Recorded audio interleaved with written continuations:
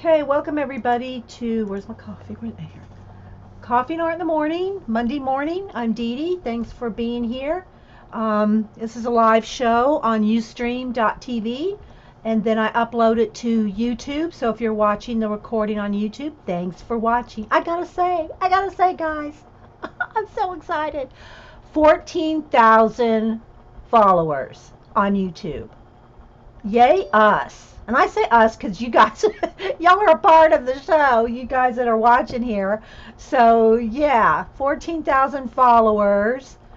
And so thanks everybody. It's going to be time, we'll have to do another YouTube giveaway soon. I know, Eileen. Thanks, guys. I know. So, thanks, guys. I appreciate it. So what we're going to do, if y'all remember, well, if y'all weren't here on Saturday, I did do an impromptu Saturday show and drew a picture. Thanks, guys. I did an impromptu Saturday show and drew this and colored it. Inked it. It was hard. I did go back and look at it because I said, I bet you can't really see the drawing part, and you really couldn't. When I do a drawing with my blue lead pencil, I'm going to probably have to like get the camera right down on it or something because you could barely see it, me drawing. But you can see me inking it, but it was pretty hard to see me drawing it. Thanks, guys. Thanks. 14 million. Ah, that'd be nice, Prisma. Thank you. So I did post this on my blog, Inkywell, INKIWELL, inkeywell.blogspot.com. It's also on Facebook and Twitter, and you can print it out and color it. And if you want to color it and be a part of, Jennifer Crackalakin's the one that wanted it for a color along in July. And so I did this for Jennifer. It was a surprise for Jennifer. And so if you want us to see it, then hashtag it FIB, F-I-B, which stands for Friends in the Box. F-I-B, FIB Color Along, no S. FIB Color Along. And so I'm going to show some of the ones that y'all colored yesterday. And thanks, Mel. And so yeah, so this is on my blog, Facebook, Instagram. So let me show you a couple of the ones. Here's one from Kathy Kayberg, and I'm going to show them on my iPad because I think they'll be bigger. So here's Kathy Kayberg. There's hers. I'm going to try to show them, it's tough with the lit devices. But there's Kathy's. I'm going to try to find as many as I can on Facebook, Instagram, and Twitter. Now, if they're not hashtag, guys, and Jennifer. I'm going to call out Jennifer. Jennifer did not hashtag her own. She's the one that made the hashtag, and I did not see a hashtag on her. So maybe that's there. I'll look again. I don't want to call her out, and she did do it. But anyway. Love you, Jennifer. So anyway, there's Kathy Kayberg's. Then we have, let's see who else is on Twitter. Here's Virginia's. And Virginia, it's going to be hard to see, but that's gold paint. I can tell, I can see the shine there. So she's got gold on the frame back there. It's really pretty. I know, guys. So there's Virginia's with the gold frame. Very pretty. I'm kind of tilting it so the colors show up. Isn't that lovely? I think they're all lovely. Now let me see if I can find Jennifer's again. So bad. Let's see.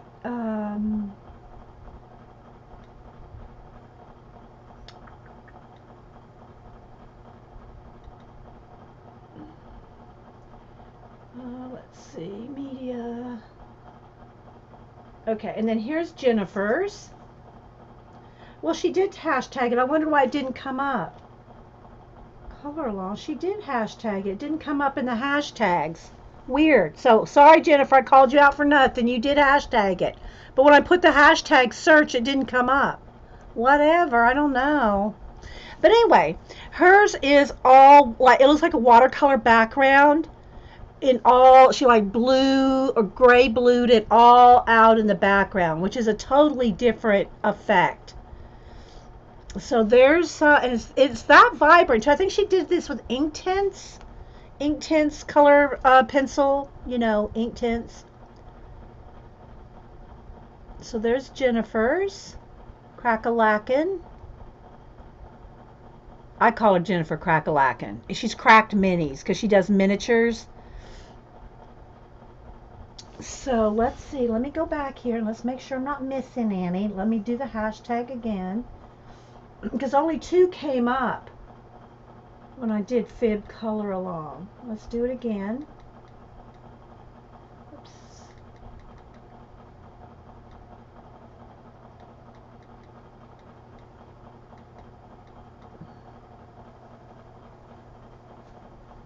Yeah, I only got 2. Let's see. Well, let me do all. Let's see. Maybe I just missed it. Okay. All right, here we go. I found some more. Wait for it, people. Wait for it. Carrie Ann. Here's our Carrie Ann. She did now. Her picture's a little dark. That's just I think the way it photographed. But she did some real pretty mauve, or is that mauve? She did some pretty mauve. um, Gerber daisies. So there's Carrie Ann's. Very pretty. I like the blue background too. You got the, yeah, y'all got the hashtag, yeah. Hi Sherry. Anybody else popping in? So there's Carrie Ann's.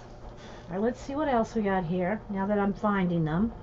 I think that's all that I have on, that's all I have on Twitter. Now let me go over to Facebook. Hey Tara, it's not, my stream is not elusive. I have been streaming for 7 years. Tara. Oh my gosh. That's so funny. Oh my gosh, that's hilarious. Okay. And I stream the same days, Monday and Wednesday, and some Fridays. Oh my gosh, you're so funny. Okay, so here's where I posted on Facebook. Let me see if anybody posted under my comment. I think a couple people did. Let's see. Okay, Virginia did, which I already showed. Here's Barb W. Barb W, here's hers. There's Barb W. I like how she did light color flowers, like real, oh, hang on, real light yellow and darker yellow. I don't have the image on Twitter, Facebook, what, and is it at the same time? Oh no, it doesn't. I'm just on Twitter more than anywhere, but I am on Instagram too. Facebook, it's harder to find anything unless you post it like under my picture here, where I posted the color book page. Then I can find it easy. But as long as it's hashtagged, that's okay. It's no big deal. And I like how she did 2 different colors of butterflies. This one's purple, and then that one's the oranges and reds. It's just different. Everybody's just so different. Thanks, Terry. So there's Barb W. There's hers. I think that's all of them I have here. Now let me go to Instagram. Hang on, I'll just make sure I don't want to miss anybody. Now I don't have Instagram. Do I have Instagram on? Maybe I do have Instagram on my iPad. I don't know. I don't even know if I do. Yeah, I do. I haven't been on Instagram on my iPad in a while. I'm always on my phone. I want to show them to you big if I can. This probably wants to update.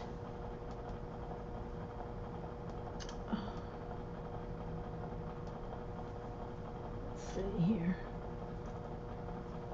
Okay, yeah, I'll have to show you if this is any on Instagram. I'll have to show those to you on my phone.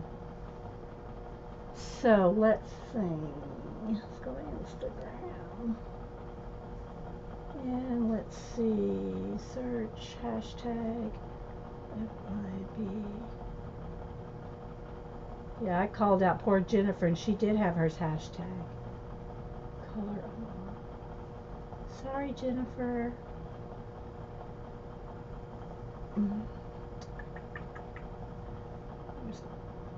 I don't know if there is any on here yet. Let me look.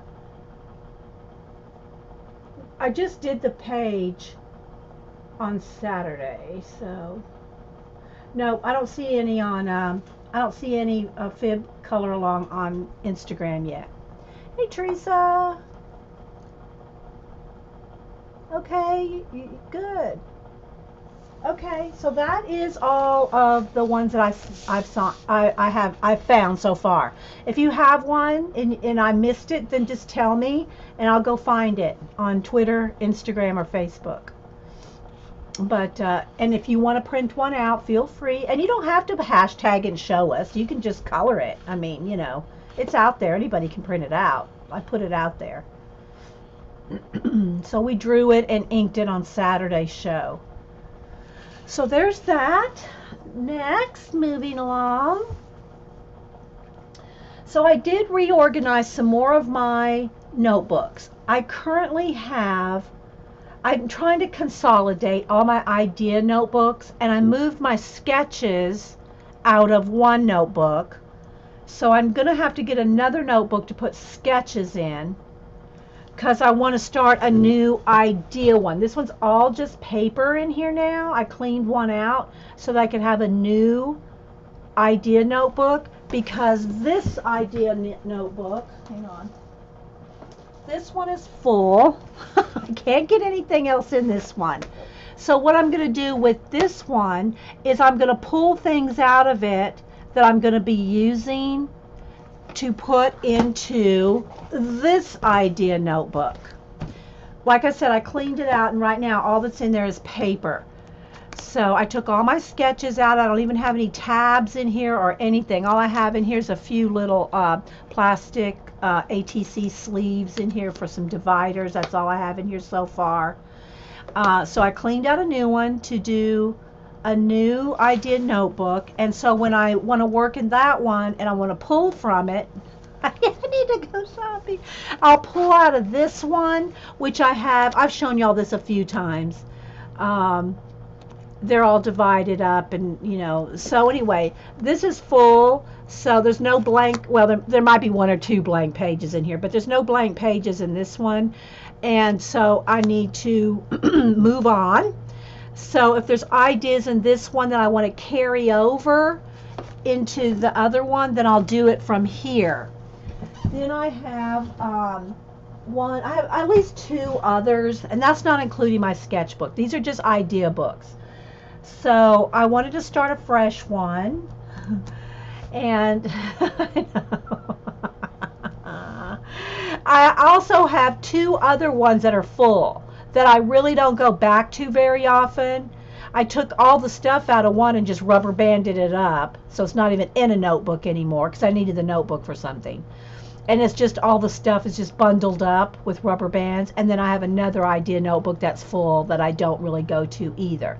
Then I also have my color book notebook, 3-ring binder. I have another one on studies that I have going on. There's a binder for that. And then of course I have all my sketchbooks and art journals, my mixed media journals, my collage journals, my napkin journal. I have all the journals. This does not include the journals. Yes, I do. I do, Terry. Terry, that's why I start with a whole ream of paper in each idea notebook. Yes, I do, Terry. And I have a drill punch, so I punch. Now, it depends on the paper I want to use. You can buy the thin copy paper with already punched holes in it, but if I want to use any heavier weight, either cardstock or just a heavier weight paper, then I drill my own here.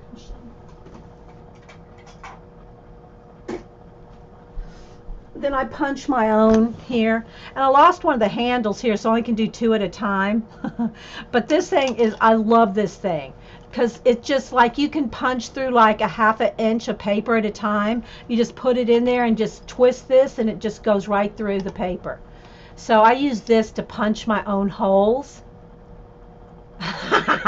Eileen says, I have wonderful blank journals. They're so pretty and nice and neat. And unused, right, Eileen? Oh my gosh. So anyway, and then if I want to staple anything, I have my tiny attacher. So if I need to staple anything, I have my tiny attacher. Okay, so anyway, I have some books. We're going to talk about some books that I bought a new book. If y'all watched my, let's see if I can bring it up on, yeah, I can bring it up on the iPad. I posted this for a little like promo for the show. Let me see if I can bring it up. Y'all like my tiny attacher? And then I got one book. I got a Happy Mail from Miss Annie V. Y'all know I've talked about her. She's not online. She's not on social media. She just watches the videos, recordings. She watches the recordings. Let me go to my media here. So I posted this yesterday. Without all these notebooks, Dee Dee would have brain shut down. I'm serious, Jan. I have to write it all down. That's why I have so many Post-it notes. I write everything on a Post-it note. And sometimes the Post-it notes, look, I even wrote, show the finished pages. Now I've done that so I can throw that away. So it's out of my brain now, see? But I have to write it all down. I wrote down, someone just said Artist Loft markers. I wrote that down. And then once I take care of whatever it is on the Post-it note, I throw it away. Either I transfer that, if it's important and I want to put it in an idea notebook, then I will rewrite it in there, file it under the correct tab, or just throw it away. Okay, so here's what I posted yesterday. Let's see if it'll boot up. I don't know. Wait, let me see. You can't hear it. Okay, it'll loop. I think it'll loop. Come on. Come on. Why are you not? Wait, come on back now, baby. Come on back. All right, why is it not wanting to? Okay, so here is I posted this yesterday on Twitter. You may not be able to hear it because it's just real quick. Okay. And on tomorrow's show, we'll be looking at this book. Eileen got a big kick out of that one. So yeah, I just threw down. I threw down some pencils. Yeah, the funniest post, they are the ones in the Wingnut book. We haven't put anything in the Wingnut book for a while. If y'all don't know what the Wingnut book is, it's just a little journal that I made with one of the little Tim Holtz little Wingnut binding thing here. And this is just some Tim Holtz paper, and I just put some Wingnut, some lettering on there, chipboard lettering. And this is all the things over the years that people have in our group that have said funny quips, quotes, anything funny or anything like that. They all go in here. And I told y'all that when Denise came to visit and was like hanging out in here and helped me do some stuff, I said, just read a couple. And she read a couple. She goes, that doesn't make any sense. This is the you had to be there book for sure. You had to be here to get all this because you just wouldn't get it. Okay, here's one. Travis said, bugs are doomed if they invade my personal bubble. Well, it was funny when he said it, you know. Anyway, so that's the Wingnut book. So, sip of coffee here, guys. I'm losing my throat. Losing my voice, I mean.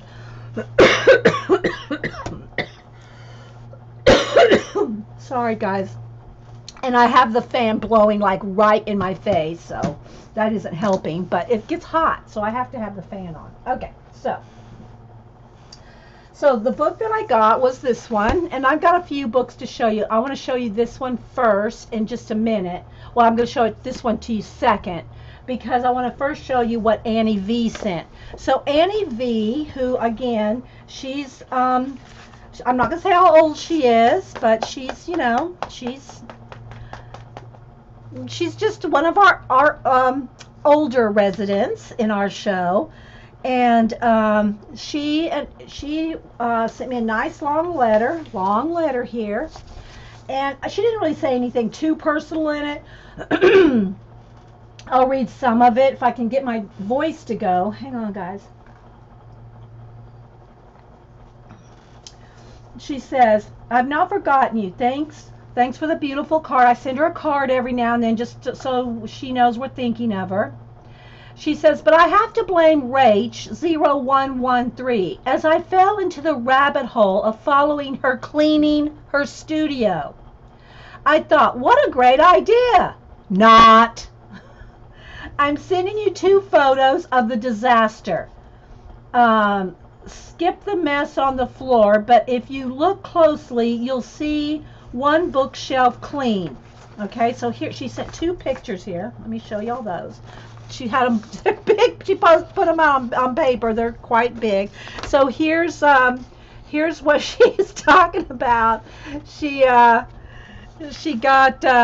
inspired by our Rach0113, or it's 0113, Rach0113. So anyway, so there's Annie V's pictures here, and she said that she came across this book, and I remembered that your mom loves Beatrix Potter. And so she sent this for my mom. She said, if your mom, if I had that wrong, and it's not your mom that likes Beatrix Potter, but it is, Mom is the one that loves Beatrix Potter, so this book's for you, Mom, if you're watching. Or she just got back in town, so they may not, they're big RVers, so she's just got home yesterday, so she may not be watching this morning. But anyway, so I got this, I know, it does look like a fun place, doesn't it, Eileen? So this will go to Mom, and it's beautiful, well, I say vintage, it's, 25-year-old book, so. Is that vintage, Eileen? Hi, Sandra. So, yeah, and anyway, it's all a book about Beatrix Potter and her art, and, little talk, talks about the different pieces that she's drawn here. We love our art books, and yeah, Mom collected Beatrix Potter. It was so easy to buy for her when she collected the Beatrix Potter, and she collected the ones from England, and they quit making those. I don't know how many years ago they quit making them. So then I had to go back to thinking up stuff to buy for her, because I would buy her those Beatrix Potter. She had, I don't know, tons of them. She still has them, but I mean, yeah, she has tons of the Beatrix Potter. I know, wasn't it a nice book for Mom? It's so sweet. Thanks, Annie V. Thanks so much for sending it to Mom. She is going to love this book. So that's the Beatrix Potter's art, paintings, and drawings, selected and introduced by Annie Stevenson Hobbs. So if anybody's wanting to know about which book it is, if it's still in print, it may be out in paperback now, I don't know, or soft cover. I shouldn't say paperback, soft cover. So let me keep going. Let's see what else I can read here.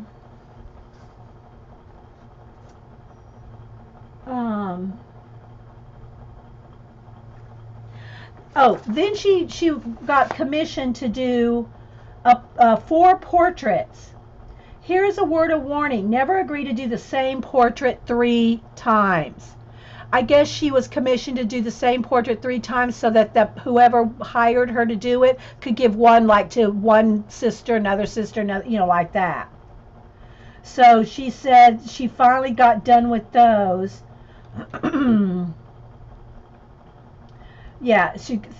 So she said it was her cardiologist, has 3 daughters, and it seemed like a good idea at the time. But by the 3rd one, it seemed impossible to do it justice. She said, I even told my doctor I almost drew the person as a plumber. So anyway, hey Sandra, hey Abby girl. Yeah, so Dot said she's been to Beatrix Potter's place. Mom has too. Mom's been to England a few times, and she did go to Beatrix Potter's place as well, Dot. Wouldn't it have been something if y'all were there at the same time or something? That would have been funny. So she got done. And the other was, and then the fourth thing that she got a commission for was for a friend. She said this calmed her nerves because it wasn't the same person. She said, so she was feeling frazzled, but that's why the chaos around here. But never fear, this mess will get under control. She says in the middle of it all, she has been watching my show. And just as if she needed another project, she saw the magazine journal project. Great idea, I thought, especially after cleaning all those scattered magazines. This will be the other project which I've been doing since Christmas. She had a bunch of old bird calendars, and she said one little bird a day shouldn't take that long. To this day, I am on bird 82, and a third. So she's watercoloring them, and she's in her third watercolor book. She says it's a bit of an obsession, so I'm afraid the magazine journal may multiply. 2 years ago, though, I thought I would make watercolor books by hand. She made 27. She did. She sent us some and we gave them away. I don't have one to show you guys. We gave those away. She says she only has one left. She goes, this is why I love watching you. First, you're very talented, but you come up with all these wonderful projects. Hope you and your family have a wonderful summer. And she said to say hello to all the ladies in the group. With love, Annie V. So, yeah. So, thanks so much, Annie. That is so sweet.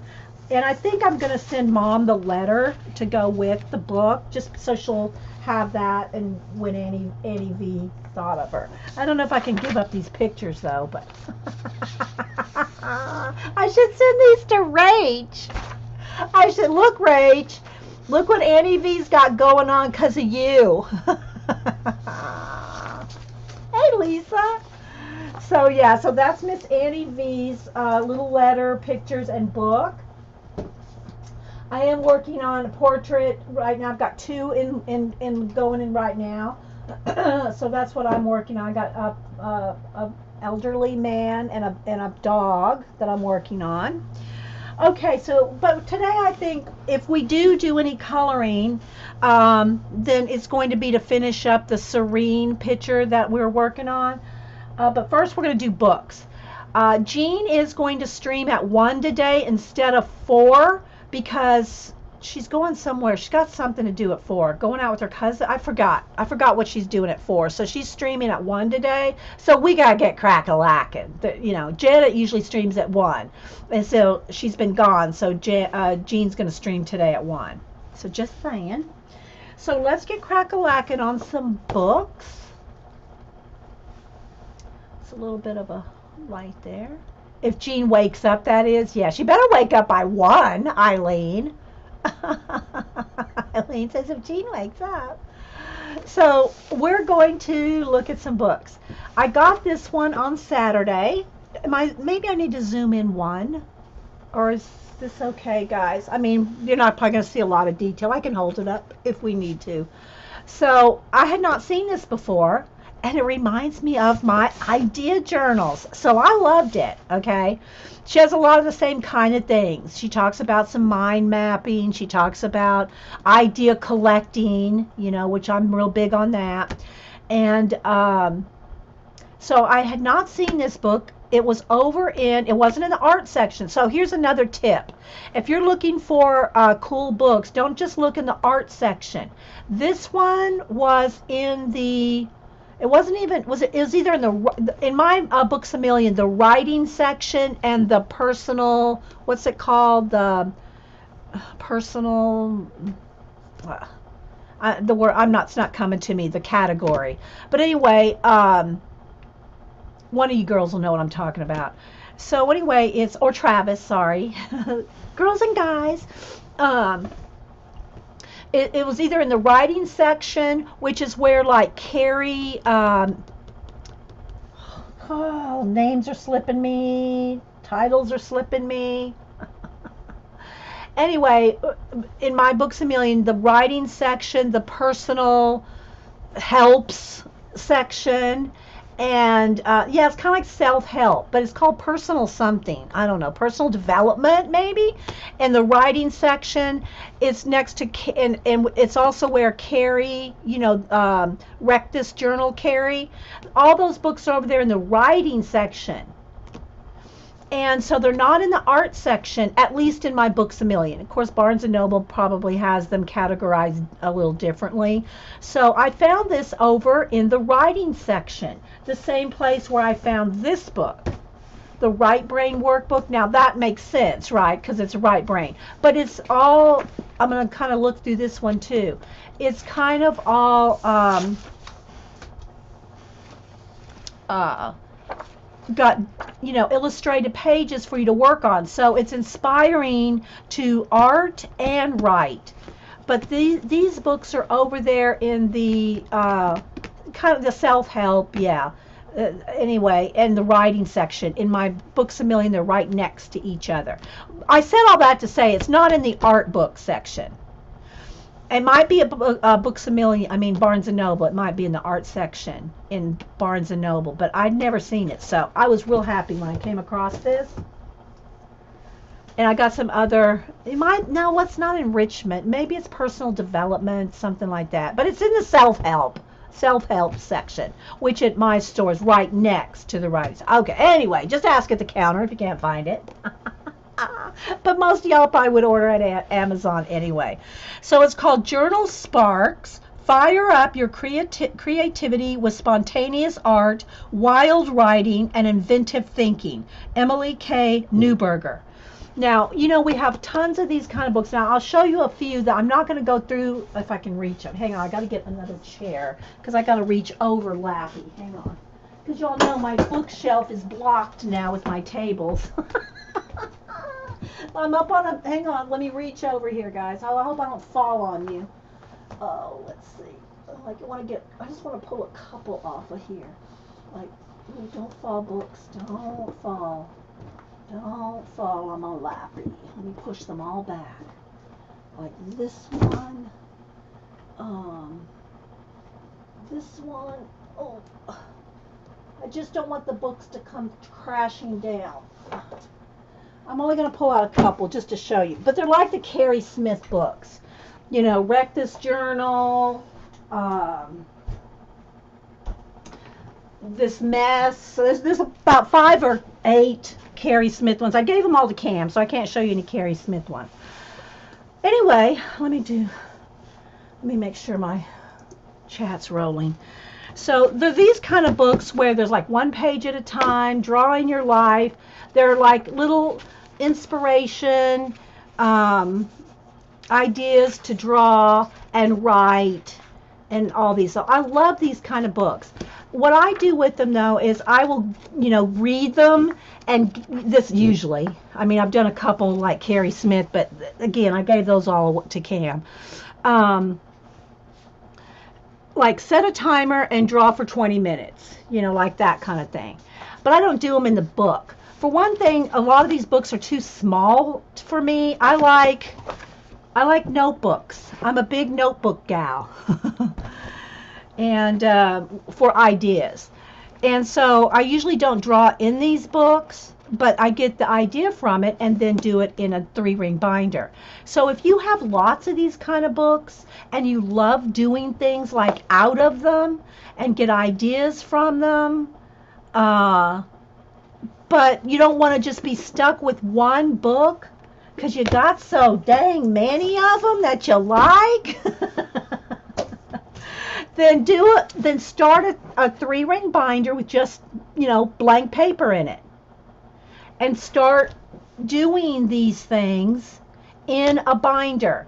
If you want, you could take your binder and put, different dividers in it for each book. So like, let's just say you work in 1 page at a time, you could have a section for that. If you work in Drawing Your Life, you could have a section for that. If you have the Carrie Smith ones, now the Wreck This Journal one is made to work in that book because you're wrecking it, but she has other books too. where she has ideas, like find your life or track your. Anyway, I don't have them in front of me. I don't have the list in front of me. So, but you could make dividers for every book that you enjoy working out of, but don't want to, I'm not going to carry all, this, and look, I just pulled out these. I'm not going to carry all that around. I'll carry one thing around in my notebook. That being said, just kind of showing y'all how I collect my ideas, because was I on camera when I talked about this? I cleaned out another notebook. This is all just blank paper now, because this book inspired me to clean out a notebook, because this idea journal, which is another big 3-ring binder, is completely full. There's no blank pages in here. This is all full of ideas and things that I've collected, and pretty pictures and ATs and just stuff that inspires me. So it's all ideas, lists, charts, mind mapping, things that inspire me. That's all in here. And so it's full. As you can see, nothing else is going to fit in there. So I started another one with it has all blank paper in it. And these, it's just a plain old 3-ring binder. It's just a plain 3-ring binder. You get these at Staples. I usually get these I think they're the 3-inch ones. And then I just buy, like Terry said, just get you a ream of paper. And if you can buy the already punched hole ones with like just printer paper. So if you just want cheap paper, if you're just going to list, doodle, sketch, and just put down ideas, then you just want the cheap paper. I do have nice cardstock, heavyweight, 110. Then I have some of the 60-pound and 110-pound cardstock. So if I want to do something heavier, more, so let's just say I want to do something with Copics or watercolor or something like that, and didn't want it to buckle, because this is just cheap copy paper, right? So anyway, started that because of this. So, all right. So if I lost y'all somewhere, forgot to say something, just holler and I'll back up the bus. So let's talk about this one first. Again, Journal Sparks by Emily K. Newberger. And I have already pretty much gone through it, and I haven't took notes out of it or anything. I've flipped through it, and it's so, these books are eye candy for us, whether we ever actually do everything in them. And let's be honest, we're not going to do everything in them. I'm not going to do everything in any of these books, right? But I'm going to do some. So the back says 60 irresistible ways to fill the page. Pick up a journal, a notepad, or just a scrap of napkin on your table and write, sketch, scribble, map, and collage your way to creative self-expression. Illustrate a map of your day. Capture snippets of conversation. Imagine a potion pantry and invent remedies. Trace objects from nature. Style funny hairdos. Converse with the cat. List the things that make you you. Turn thumbprints into quirky characters. Tell fortunes. Construct a teeny tiny journal. Create collages. And she does include here in the back papers, some papers back here. And I know y'all are all on Amazon right now ordering it. Y'all not fooling me. You're not fooling me. I know you're over there. I know this group. Hey, buddy. So anyway, it comes with some papers in the back.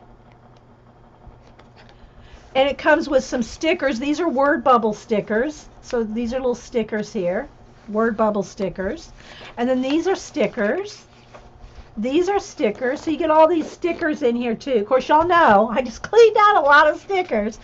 And so she does have a whole little bit of stuff in the back here. Including one of those, y'all know these things here that you fold up and do the fortune things when you were kids. She puts a couple of those in here. So anyway, I'm going to kind of go through it here. There's only one book left on Amazon. Oh my gosh. This just came out, guys. It's 2017. Like I said, and I scour bookstores. I mean, if this was anywhere, I would find it. So it was in the self-help whatever section next to the writing section because they kind of overlap in my Books a Million. So anyway, so the contents are getting started, well, about the author, getting started. Chapter 1 is observation. Chapter 2 is invention. Chapter 3 is collection. Chapter 4, color and construction. Chapter 5, wordsmith.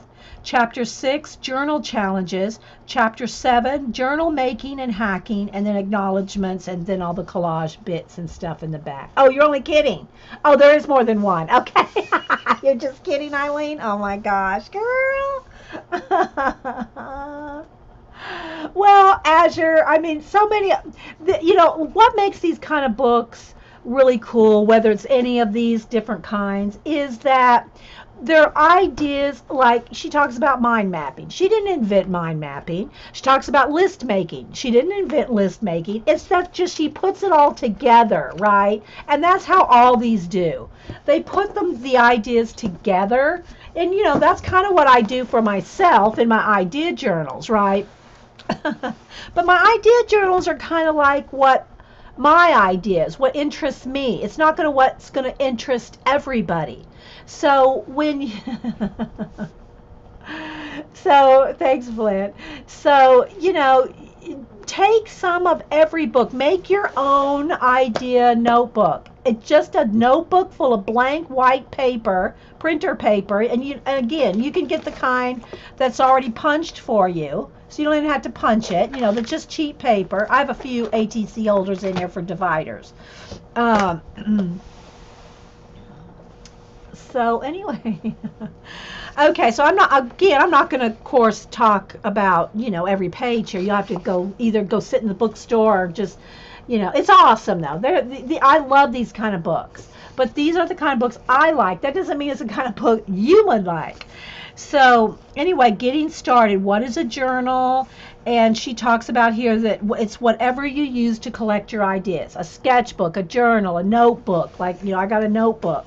Whatever kind of book, as long as you're collecting your ideas, your list, your thoughts, your sketches, your notes.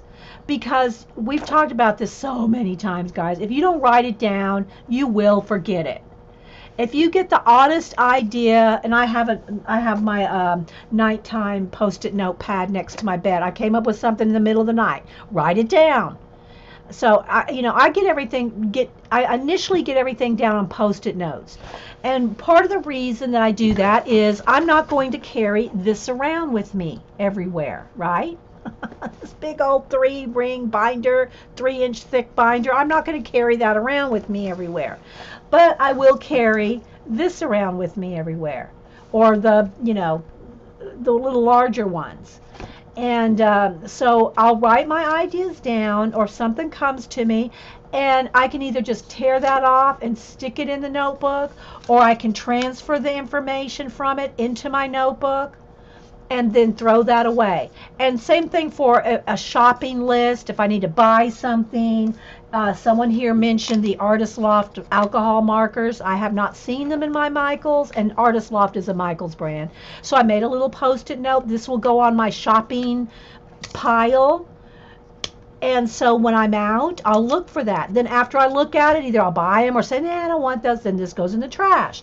But everything's on post-it notes for me. But that doesn't work for everybody. Some people might just like the little composition books, a little Moli, Moleskine, whatever it is. But you have to have some place to write things down and idea collect or sketch. Even if it's just a sketchbook, a cheap, Hobby Lobby sketchbook, spiral bound, small one that you could write in, sketch in, doodle in. But it has to be something, guys, that's not so precious. It can't be, that's why I say just a plain old notebook with printer paper, punched hole printer paper. This is not This is not a precious sketchbook. Oh no, don't mess up that paper. Don't scribble. Oh my gosh, your writing looked horrible. Can't, no, no, no, no, no. Because if you do, if you do that, your ideas will just float away right out of your head. Okay, let's get back to the book. All right.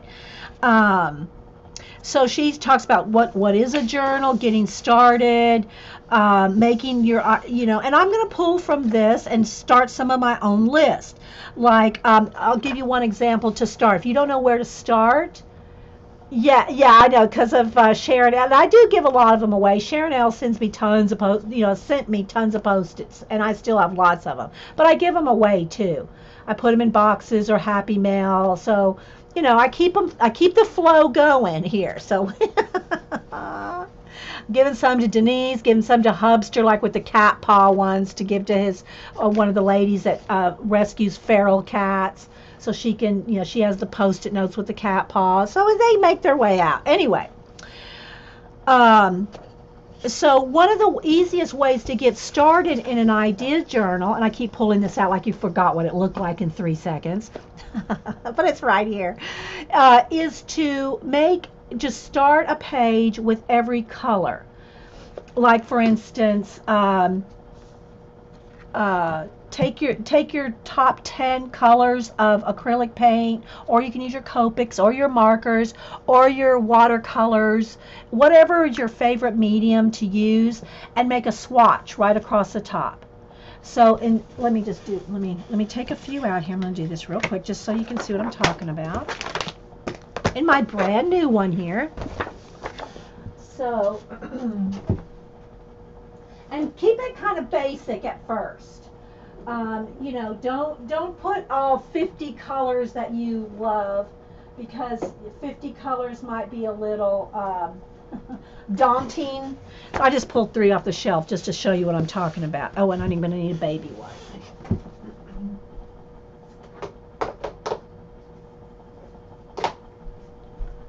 To clean my hands.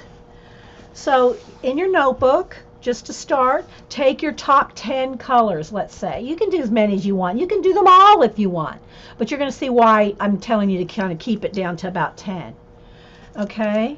And then just get some color and do a swatch at the top here. You can do it with a brush if you don't want to touch the paint, Jean. I'm just picking on Jean. Somehow I got a plate from me. Yeah. Yes, Eileen. And I sent Eileen the pink flamingo Post-it note Sharon sent. And Sharon, I gotta tell you, when I talked to Sharon a message, I said, I gotta send these to Eileen. And Sharon goes, I figured you would. And I did. And Eileen said, well, they'll be good to put notes on the illegally parked cars.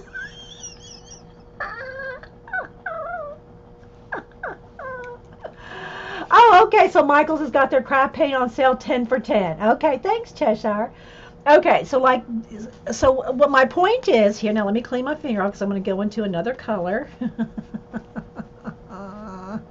Yes, she did. She got the flamingo Post-it notes, Ange. All right, so now I'm going to take some orange, and I'm just going to do an orange swatch here.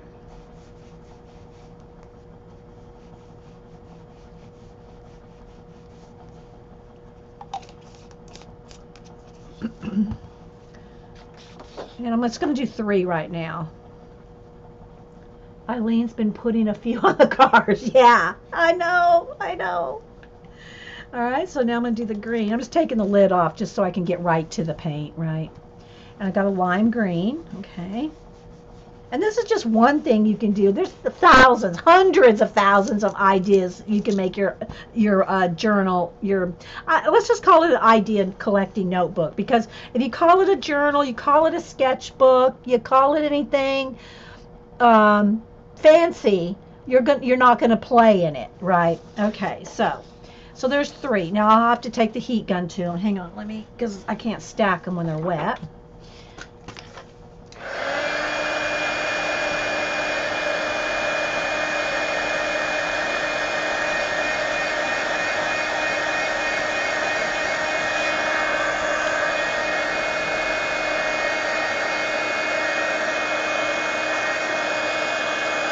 And I could have just told y'all this, but I just kind of wanted to show you.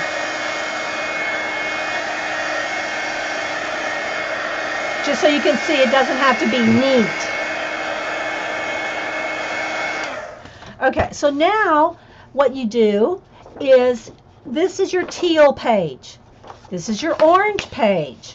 This is your lime green page. So anything that's relatable to that color, you put on that page until it's full. Then you start another one.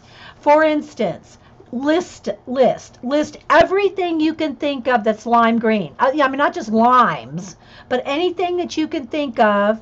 Parrot feathers have lime in them. Anything that you, so start with the list. That's how I always work with lists first, because listers got a list.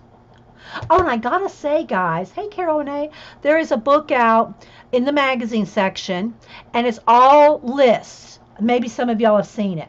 I forget who puts it out. Somebody, like, not yoga, not breathe, but it's something like that. Someone like that. It's kind of a relaxation. It's one of those kind of books that put out a special book, and it's in the color book section, or the craft section in the magazines, like it's where the Somerset Studios are. It's been out a while, because I've seen it at Michael's, Barnes & Noble and Books A Million. It's called List Something. It's a whole book of lists. It's a magazine. And I thought, oh my gosh, I've got, and you guys know, give me a book to sniff and I'm all over it. But this magazine, I could not stand the smell. The smell is a weird, and I'm sure it's the printer ink or the paper, but it just like totally turned me off the magazine. Now, it probably wouldn't bother you guys, but it was just an odd smelling magazine that I had never ever smelled before. Maybe I would just get used to it, but the idea of a magazine of lists and ideas really appealed to me, but I could not stand the smell. And it wasn't just like you put it up to your nose and smell it. You open the book and it just totally reeked. I could not buy it. I could not buy the magazine. And it's just, yeah, it was very sad. It was a sad moment for me at the bookstore. Because you know me, I love the smell of printing and inks and magazines and books. I hold the magazines under Hubster's nose as soon as we get in the car. Oh, sniff this one, sniff this one. This one, I could not stand the smell. Just saying. That could just be me. Anyway, so anyway, I love my list is what I'm saying. So start with your color sheet and list, and I like to do bullet journals. I don't like to do numbering. I do numbering for certain things, like if we need to number a bunch of animals so that we can pick number 1 and number 30 and number 2 and number 70 or whatever. You got to have numbers to like do something like that. But for my own personal list, I just bullet journal it. I just dot it. Hey, Susan. So I don't really number things unless it's something I'm going to need to number. And there are a lot of things you do need to number. But you don't need to number something like a list of everything that's lime, a list of everything that's orange, a list of everything that's teal. So that's what I will do on these is I will take, and I usually write with a Sharpie pen. That's my favorite because I write tiny. So I like to write with a Sharpie pen.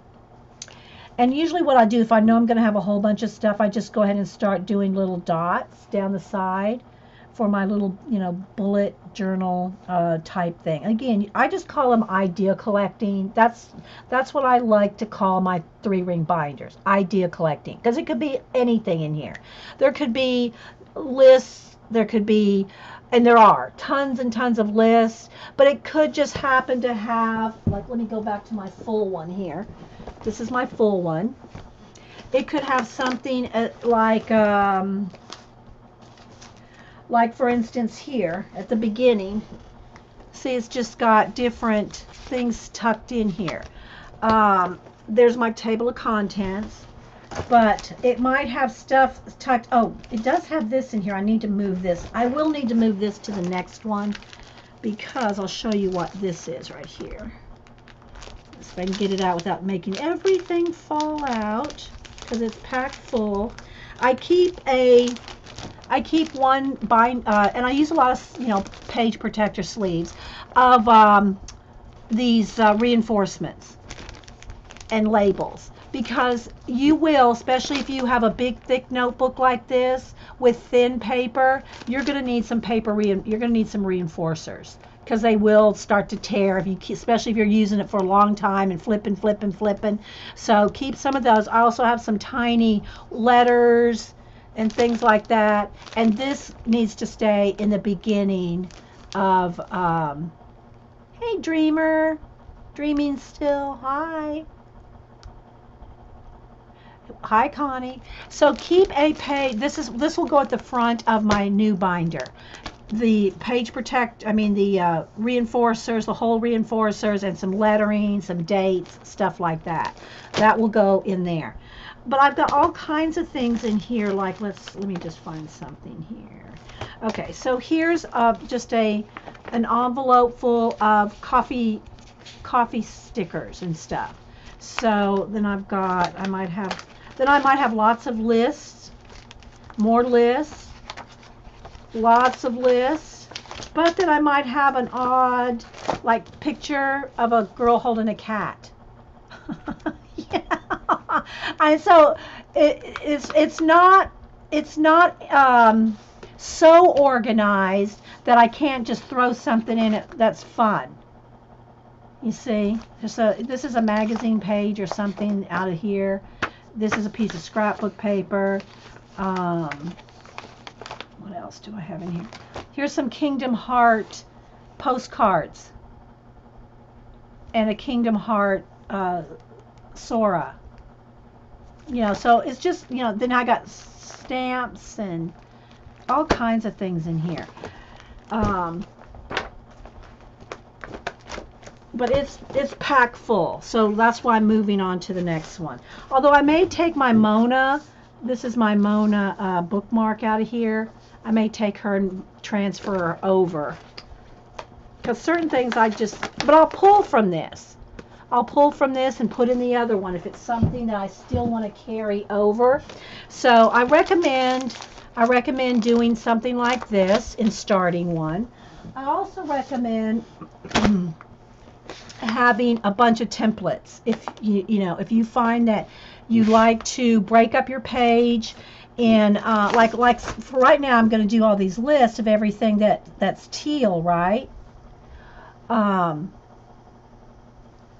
But I might want to draw some things that are teal. And again, I like having little templates, like here's a little different squares. So you can do this. I like doing this kind of thing.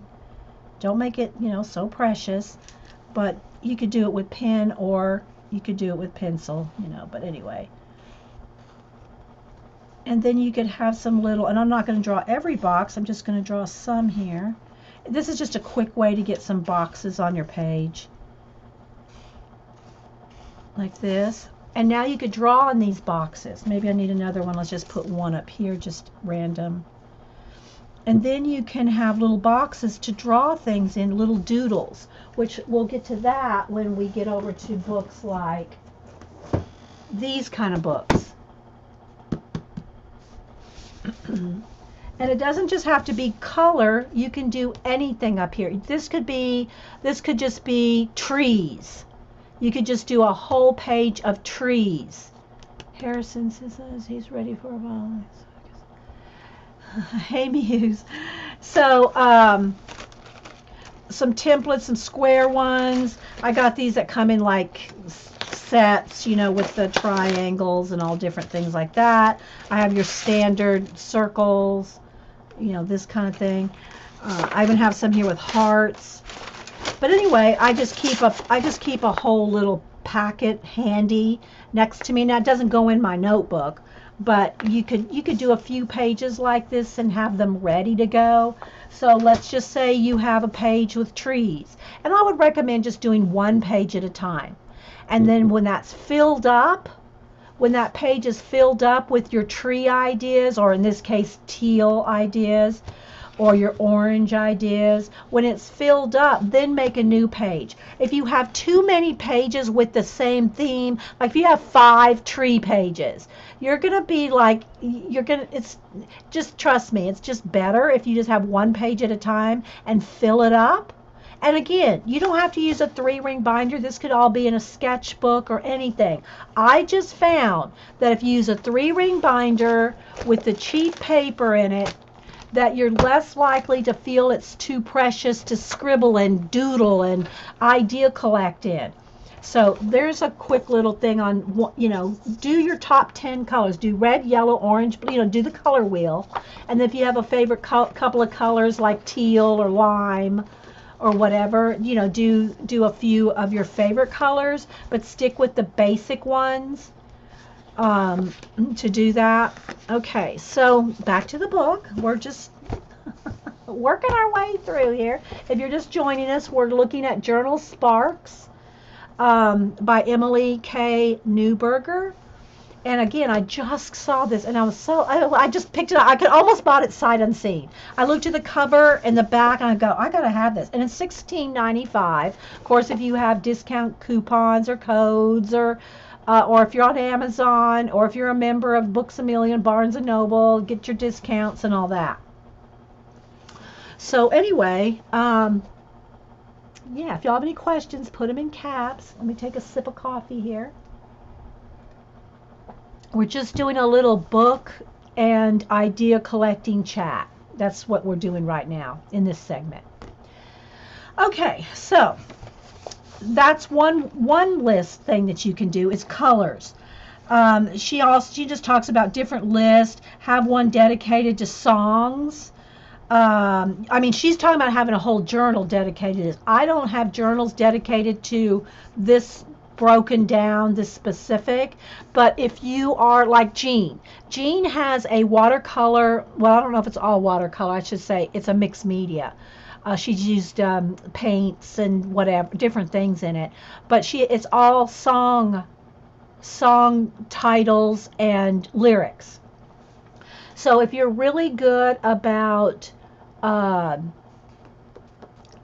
if you love song lyrics and song titles and you like to art journal with those specific things, then it would pay you to have a journal of just those things. But for me, I'd rather list them out first in an idea notebook, have a list of those songs and titles that I might want to in the future art journal, in a specific art journal. Does that make sense? So, because I love lists, and so if I can have a different list of these different things, not a journal per se of each one that she's saying, I would have a list of those things and then go back and make something, put that in my art journal, my collage, my mixed media, or whatever. She said to have a journal where you draw your house plants. Well, I would rather have a page for trees or plants and just have a page of all the different kinds of plants or trees or flowers, or your nature page. For me personally, I didn't want to break it up into trees, flowers, because just nature in general for a page is kind of like, that's tight. So, but she's talking about having full-on journals with these topics. Eileen says, the problem I have is write the list and then you think you're done and you move on. Well, you might be done just by having a list. I could write everything teal that down here, but don't just limit it to the things that are teal. Write down, you can put your supplies. Remember we did a color journal with color. It wasn't just a journal of colors. Maybe it was journal of colors and supplies a few years ago, where we would find everything in our supplies that had teal in it. We'd find a teal ribbon, a teal button, a teal, we collected everything teal. Well, you could do that too, or just write lists and come back to them when you need it.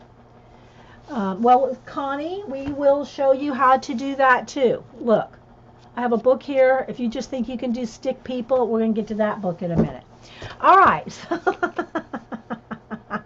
you never go back to it? Well, I guess it just depends on what you want to use it for. If you know you're never good, you don't want to use it, then just, if you're getting the ideas on paper, to me that's as important as what I'm writing down, because it gets the ideas. You always are coming up with creative ideas. Everybody is. People that say they have no creativity and no imagination have just never taken pen to paper, because you can and you do have creativity and imagination. I'm not talking to you, Eileen. I'm just saying in general. But most people don't write it down and notice it. They have these fleeting imagination, creative thoughts floating around in their head all the time. And then when they go to do something, they go, I don't know what to do. I don't know what to draw. I'm not imaginative. I have no creativity. If you had written down the thousands and thousands of creative thoughts and imagination and ideas that you had, then all you would have to do is go to that notebook and flip to page 50, and there you go. So anyway, alrighty. So have a journal that's just for drawing memories. And so anyway, these are some full-on journal ideas, which for me, these would be lists, not complete journals. I'm not going to do a journal of trees, but I will have a list of trees. I may not do a journal of my flowers that I've come across in my day, but I will have a page, a list of flowers, like that, okay? So no rules journaling. She talks about that. She talks about being an idea collector, again, kind of just what we say, we talk about all the time here. Okay, so jot down the first inkling of a fleeting thought, and she gives you a list of things to do that from. A meal made up of only purple things. I mean, these are some of her ways to spark your creativity, to spark your list making. Once you start doing these, guys, you will have, I've got at least four thick notebooks. I've taken a lot of them out of notebooks and just bundled up the ideas into rubber bands. And that's not including my moles, my journals. It's just idea collecting. Then she has materials, which I don't think any of us here lack for that. Talking about not being too neat. She's talking about messing up. Sometimes having a routine helps. Group journaling with friends. Of course, there's all kinds of things on Facebook and all different kinds of groups. Art journaling, Lister's got a list. I'm not in that group. That's one. Eileen says that she had to have a purple meal. She'd starve. Oh my gosh. Your past projects, and we've done lists here of our supplies. We've done lists of our papers. Just goes try to make you a list of every kind of paper you either have or know of. Every kind of paper, and I mean, I probably have a page with at least 100 things on just that one thing. A list of every kind of paper. I mean, book paper, scrapbook paper, clear packing tape paper, photo paper, book paper, music paper. I mean, just start making your list of papers. And if you really get ambitious, you can mind map that. So, mind map, take music paper and branch that out. Think of everything you could do with music paper. There's just so much. I don't even like to hear people say, I'm not creative and I have no imagination. It almost kind of like makes me mad. Okay, so then she has a little interview with Carrie Smith here, which we were just talking about, Wreck This Journal and all of Carrie Smith books. I have had all of Carrie Smith's books and have given them all to Cameron. I think 10 Carrie Smith books, 10 books that she's come out with. And I keep them for a while, look at them, gather some ideas out of them, write them down, and then I give the books to Cam. So, yeah. Scavenger Hunt. That's the other book that I was trying to think of by Carrie Smith. Life is a Scavenger Hunt. That one is also a fun one. Again, gave it to Cam, but she has you going looking for things in your everyday life. So if you like to do that kind of thing, you're out in the world a lot. I'm not. The scavenger hunt one for me was like, I went to the mailbox, you know.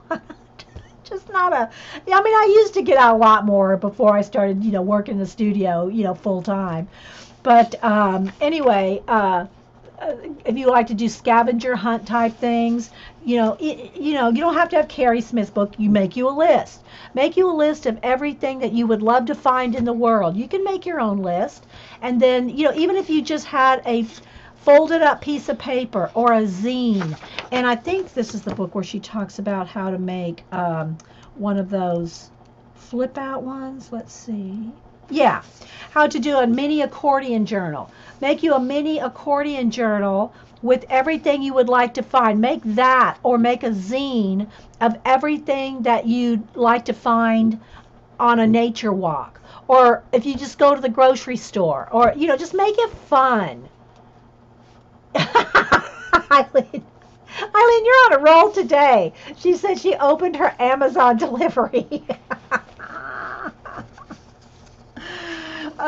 Then chapter 1 is observation. Investigate, observe, notice, ask questions. Y'all know I tell you in the front of every journal, put who, what, where, why, when, and how. Put that at the beginning of every sketchbook, every journal, everything. If you have your questions at the beginning, then you can ask those questions on everything. Let's just say, for instance, we said that orange, and we talked about a parrot feather. A parrot feather. And they have teal feathers too. They have other colors in a parrot. But let's just say in your list here, one of the things was a parrot feather. If you would mind map out parrot feather with who, what, where, when, why, and how, you'll probably become a scientist. You'll be so engrossed in just the idea of why orange. Why do parrots have all those colors? Where do they live? Where does a parrot live? Why did they become pets? Did they ever is that how we got all parrots in the States? They only originate in South America? Are they, and so you'll have a whole parrot study. Now, let me say this. If you are not interested in doing something that in depth, I bet your kids and grandkids would be. If you would give them one little project with some big orange and teal and green stripe paint on it, like this, if you gave them a sheet of paper with it like this and had the word parrot written across it, and it had who, what, where, when, why, and how in little circles on that page of color, and said, go tell me what you find out about a parrot. Now, I'm assuming here that they can read, you might just don't know what that does for kids. I mean, I don't know if Kate Skate's still here, our art teacher, or whatever kind of teacher you are, or a grandparent or a parent. Jean is homeschool mama 4. She could probably attest to doing something like this with kids. If you do something like that and make them investigate, but make it colorful and fun, and make them answer their own questions. But now when they bring it back to you and they say, the answer, well, we have parrots in the States, don't go, oh, but they came from South America. Don't be crushing their little spirits trying to correct their ideas, right? Let them run with it. So anyway, okay. So that I just said that from the word observation. Investigate, observe, notice, ask questions. And she has, here's different things on different types of what the sky looks like at different times of day or seasons. And we've talked about this macro. If you take anything and go look on Google Images, like I love looking at crystals, rocks, and gems, but flowers are awesome too. If you just go to macro photography, see, we're all on little rabbit trails here. All these, I hope y'all are taking notes. Yeah, don't crush little spirits on Dee Dee's watch. Exactly, Terry. Okay, so here's another one that's fun. Let me go over here to Google. Hang on. I'm going to bring up my iPad because it's bigger. And we're getting a little flashed out here. I'm going to have to get rid of some of this light here because the sun is really bright. But I don't want it to be too bright here. Hang on. Let me Let me fix my lighting just a little. There we go. There we go. Not too dark, but a little darker. Come on, not that dark. Not that light. There's got to be something in between here. Something about there, I think. Okay. So, okay. Now I'm going to go over here to Google Images. Let me look up macro photography. Hang on.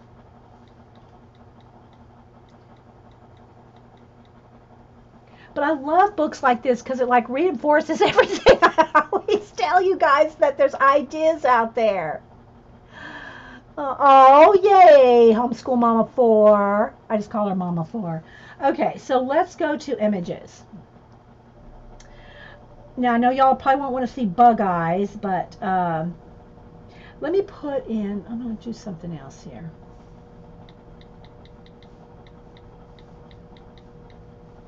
Okay, I want some real zoomed in stuff. Go to images. And something other than bugs, because bugs sometimes freak people out. Let me do gym photography. Macro gym photography. Let's narrow the scope. Narrow it down so we're not looking at bug eyes.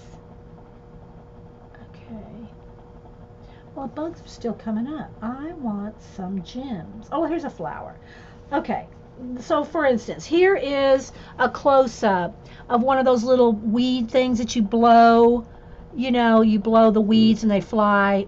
Dandelion with water droplets on it. Look at that. Now, if this doesn't make you have an imagination for just total worlds, I mean, this, I could write a book with just this picture. I'm not kidding. And I'm not a writer. But, you know, look at that.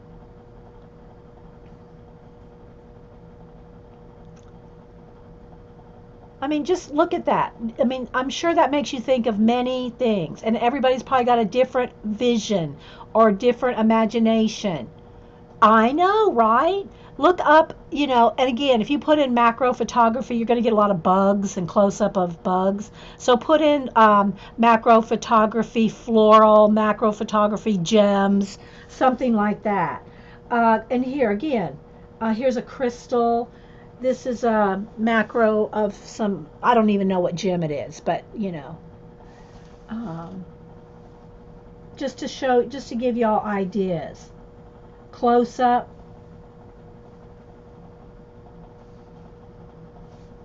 Let's see if I can find another one here.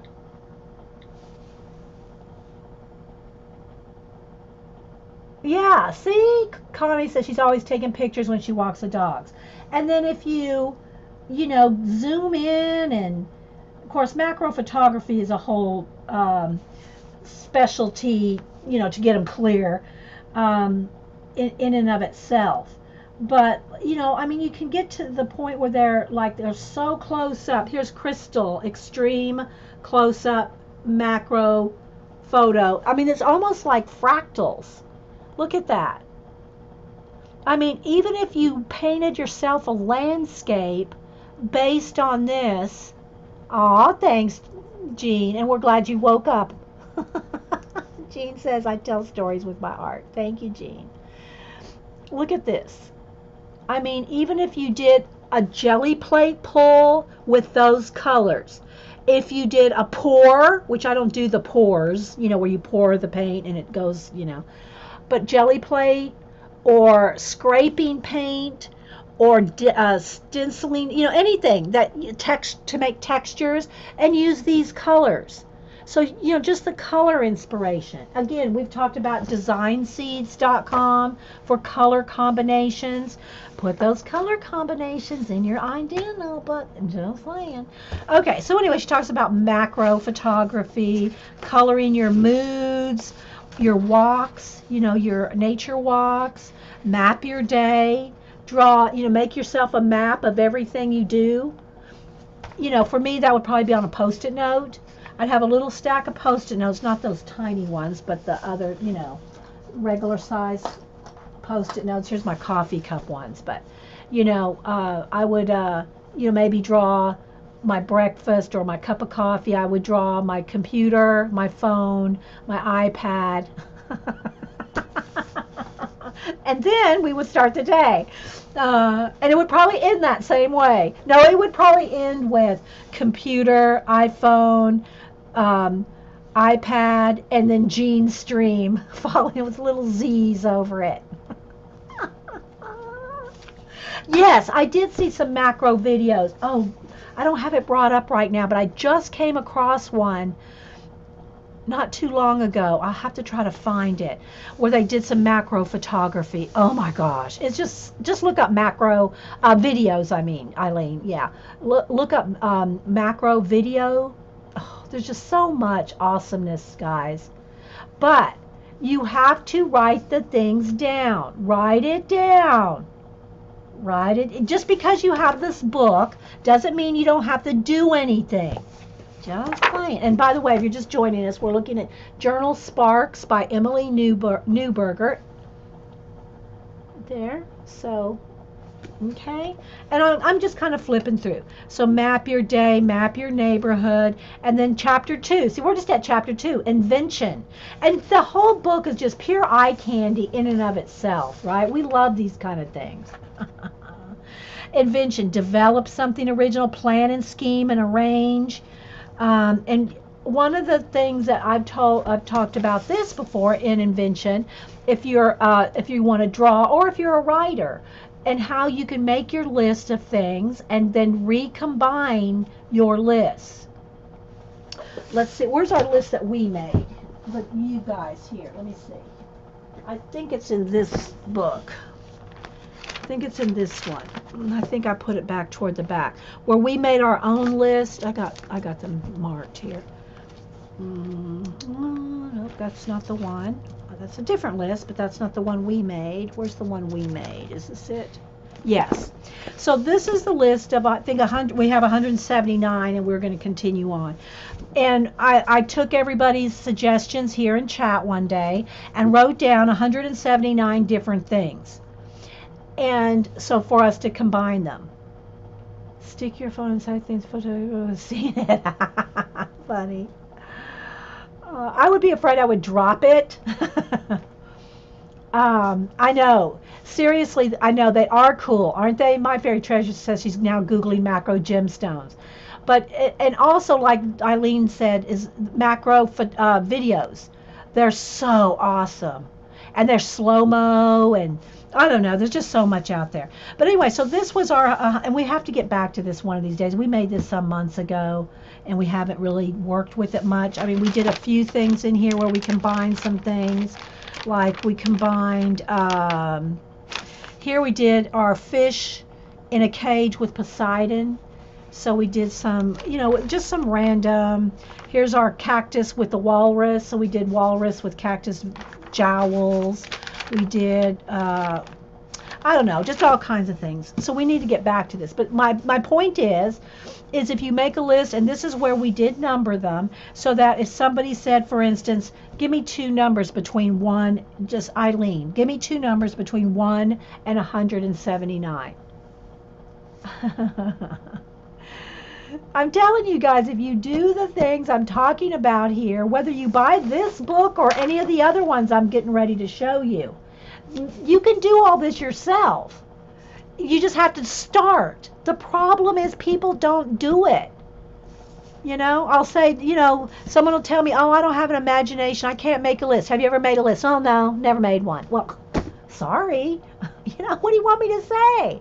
You know, you don't do it. You don't do it. I dare want to try this. Okay, Eileen, did she give me two? She hasn't given me two numbers yet. I know there's a lag in chat. Give me two numbers between 1 and 179, Eileen. I've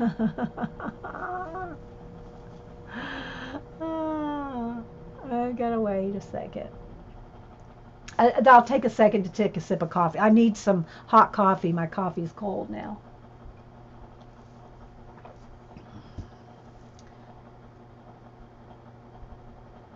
No, I'm not daring you to do anything except keep lists and write ideas down. Even if it's just on a Post-it note, and then stick it in a notebook. And again, you don't have to have a huge 3-ring binders like I'm talking about how I do my stuff. You can do, sketchbooks, Moleskines, whatever kind of book you want. A cheap sketchbook, from the dollar store. It doesn't matter. It's the idea of writing them down. Eileen's not giving me two numbers. Okay, so I guess I'll just pick two numbers. She's off looking at videos, I think. Okay, so let's just pick two things here. All right, so sneakers and a walrus. Sneakers and a walrus. If you just put those two things down, you could have sneakers with pictures of walruses on it. You could have a walrus that's wearing sneakers. Do you see what I'm saying? So now Eileen's at 13 and 100. So 13 and 100. A red panda and a jellyfish. If you just wrote those down and started doodling and trying to sketch out little doodles of any of these things we're talking about, you will have untold numbers of ideas. But people don't do it. They stop. They'll make a list and go, oh, well, yeah, I made a list. You gotta play a little bit.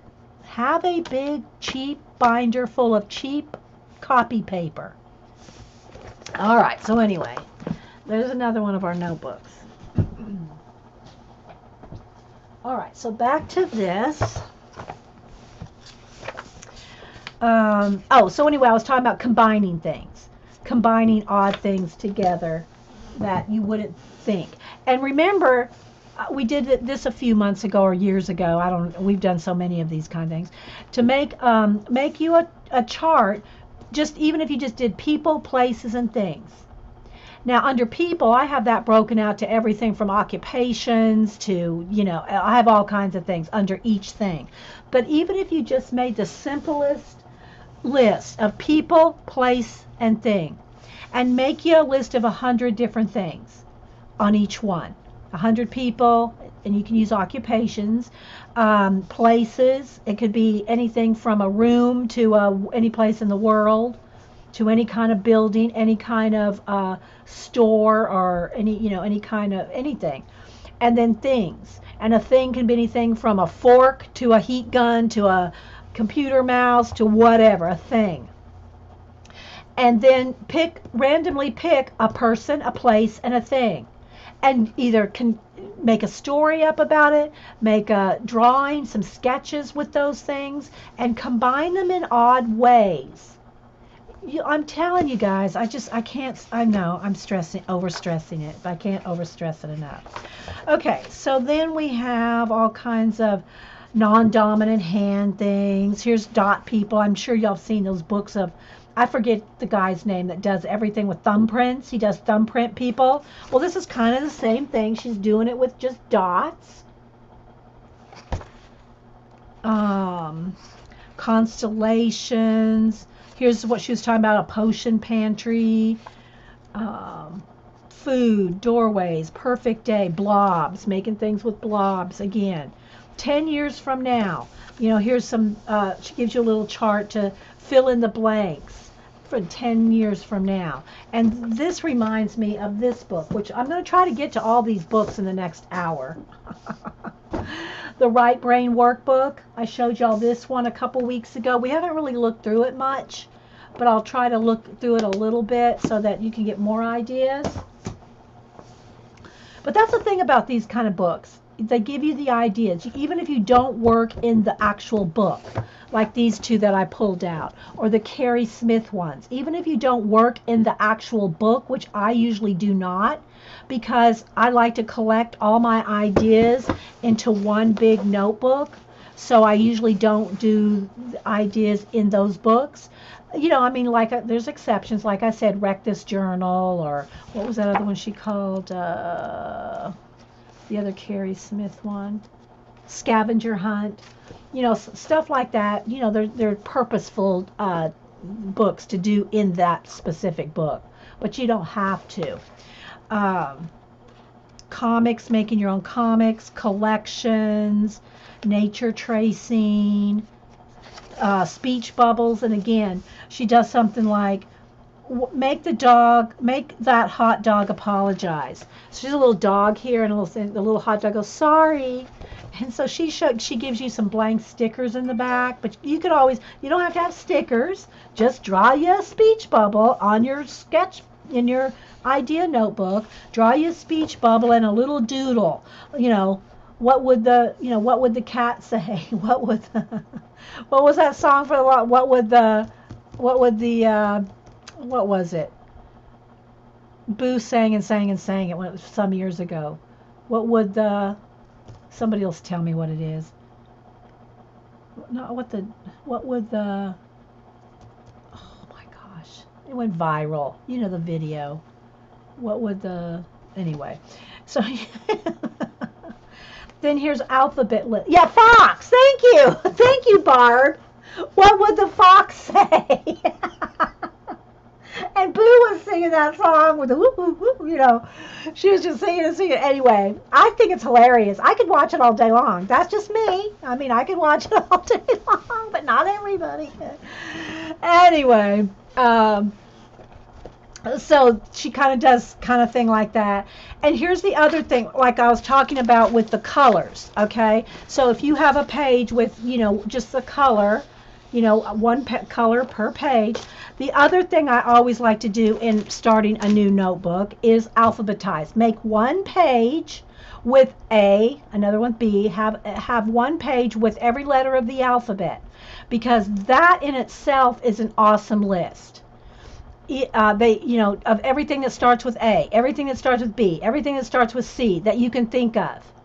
And make it, you could do it like for a month.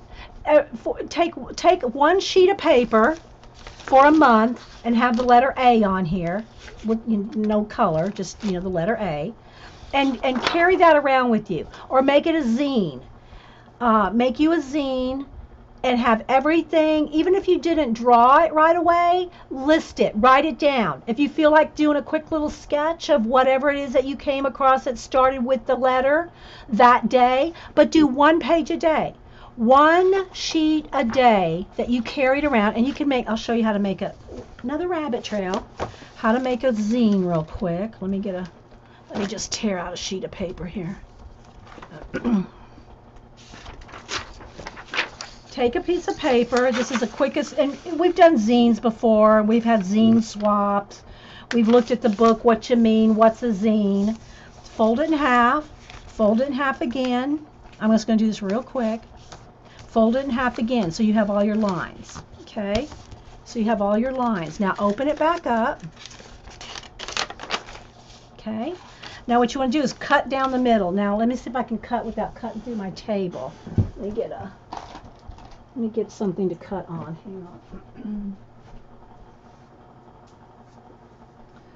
Let me get my old cutting mat here. And use a ruler. I'm just going to freehand it. But cut down the middle of those two lines right there. I made Cam a bunch of these when he was here, so he could make some idea zines. So all you do like that. And what you do is you flip it open like this and refold this one out. Refold it out like this so that you got like this, like a star. And so that now when you fold this all back, you've got a little book. Okay? So now you have a little book like this. All right? So if you did like make this your A book. Now I'm going to write with a Copic. It's going to go through, but I just want to show you it. So if this was your A book, your A zine, I have an A zine, a B zine. See, I love that idea. All right, where's my notebook? I just like the sound of that. A zine, B zine, C zine. So I've got to write that idea down. Okay, so anyway, and then go through and just collect everything. Collect everything with that letter. Okay, so all day long. On Monday, you collect everything that you see that has an A. Tuesday, do everything that starts with a B. Wednesday, everything that starts with a C. And again, you could just write it down let's just say you see an apple, you're going to see the usual stuff. But the more you do that, the more you're going to observe things that you would not have noticed before, you know? I mean, I'm not making it an official challenge, but if you want to challenge yourself to have an imagination, in 1 month, you'll have all the 26 letters of the alphabet, and you'll have a little zine collection. And again, you can scribble on here. You could draw some. Just you could do some little scribbles and do a little apple here. You could do a little apple. Just whatever. Hey, Subin, you like that idea, guys? Okay. So anyway, if you do that every day, you'll have a whole collection of things. Or you can just write it in a list. She just has here an alphabet list. Okay? Okay. An I am list all about you. Word collections. Y'all know I'm big on word collection. 20 different ways. How many ways can you show one thing? How can you show 20 shades of blue? 20 places to have a picnic, 20 ways to describe a cloud. Okay? You could zine it up, baby. Zine it up.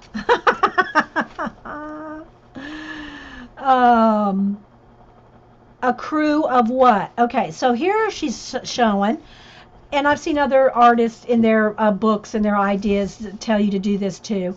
Draw a whole page of one animal or whatever. Like she has a little list here, like hedgehogs. That would be something I would want to do. I would want to do a whole page of hedgehogs.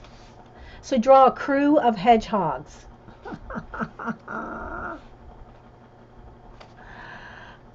Yeah, see, Debbie, they're so easy to make. And we've gone through, I'm looking on my shelf right now if I could see, let me see here, hang on. If I can reach it. I'm looking at my bookshelf, see if I can just pick it right off the shelf. It's called What You Mean, What's a Zine? But, it shows you hundreds of ways to make zines.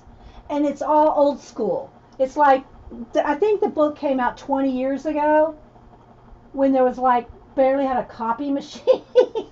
No, it's not quite that bad, but I'm not seeing it right now on my shelf. It's a small book. When we showed it last time we talked about it, we sold them out because I think they had them on Amazon. Weren't they for like $1.50? Nobody was buying them.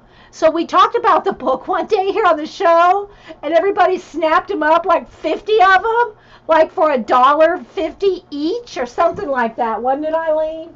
I'm trying to see if I can. I'm just not seeing it like pop off the shelf in front of me. I see it. Okay, I got it. Here it is. What You Mean, What's a Zine?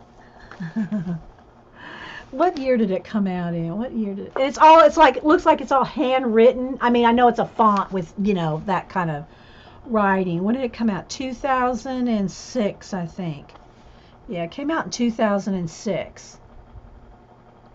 But it shows old school how to do a zine. It's an awesome book. We've shown it here quite a few times. The Evolution of Self-Publishing. Oh, I'll have to look. We'll look at this again in a minute. Let's do this book first because we're getting off. We're getting on tangents. We've gone from rabbit trails to full-on tangents. Okay. Then color talks about color. Invent colors, name colors, shape words, snip, tear, and collage. Of course, we've all, again, it's none of this stuff is things we haven't done before, but she puts it all together in a cool book, and it makes it awesome, right? We've talked about paint chips and paint chip colors. That's a great way to get color inspiration is paint chip names. Even if you just took a zine with you, make this a color zine, and you go into, I'm telling you, this People would probably be fawning all over you if you did this in your paint store. They'd be thinking, can I help you? Are you a decorator? What do you, take your little note, your little zine, and go through and look at all the colors that appeal to you and write the names down. You don't even have to take the chip. Just write the names down. Touching turquoise, yummy yellow, whatever. And write the names of them down. Yeah. Okay, so shapes with words, mandalas or mandalas. And then here comes the sun. It's going to get real bright. Begin with the hair, layers, like strips of color. Then the wordsmith. Now I love words. I love etymology. I love the history. I love everything about words. Cam took I gave him a big book. I have a big oversized encyclopedia of word, phrase, origins. And he just looked at that and his eyes glazed over. I said, Cam, would you like to have that book? Yes, I would. So I gave it to him. Tiny poems, freestyle word grouping. And again, that's kind of like, the person, place, and thing, taking all of those and regrouping them. I'm not sure what she has here. She just has lists of words in columns. And you can number them and pick them out. Riddles and clues. Between me and the cat, what would what would y'all talk about? The dialogue. Imagine the dialogue between you and a cat. And again, that's going to come back to this book here when we get to this one, the Right Brain Workbook. I'm trying to squeeze in a lot here, guys, and we're only on this first book. I got 1, 2, 3, 4, 5, 6, 7, 8, 10 books sitting here to do this. Fortune telling. She has some little strips here that you can punch out. Again, you don't have to tear hers out of the book. You can make your own little strips, make a journal prompt jar, something like that. Let's see this one. Let's just read a couple of hers. Start a collection today. It will last a lifetime. Put that in your envelope or your jar or whatever and pick it out, and then, it's kind of like a prompt jar, but, making you do little things. Here's a word jar. We have our prompt jar. I have my Jean prompt jar. This one with all the prompts in it.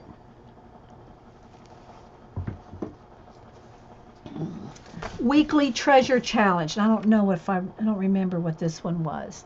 Challenge yourself to discover one treasure on a weekly basis. So, just like you can collect everything with A, collect let's see, what does she have here? Seeds? What is this? Shells? Swirly things? I'm not sure. I don't remember reading this chapter. But they're journal challenges. A month-long challenge. Draw every day challenge. Like here, draw clocks every day. Draw clocks every day for a month. Draw birds every day for a month. Or a week. I guess you wouldn't even have to do a month. I don't know how long she says her challenge is. Here's a tiny zine. Now remember, I showed you here, she gave you a template for the tiny zine. This is just your regular basic zine, but you can do the what do you call it, zine? The mini accordion, where you cut it like here. You cut it like this, and then fold it up into an accordion like this.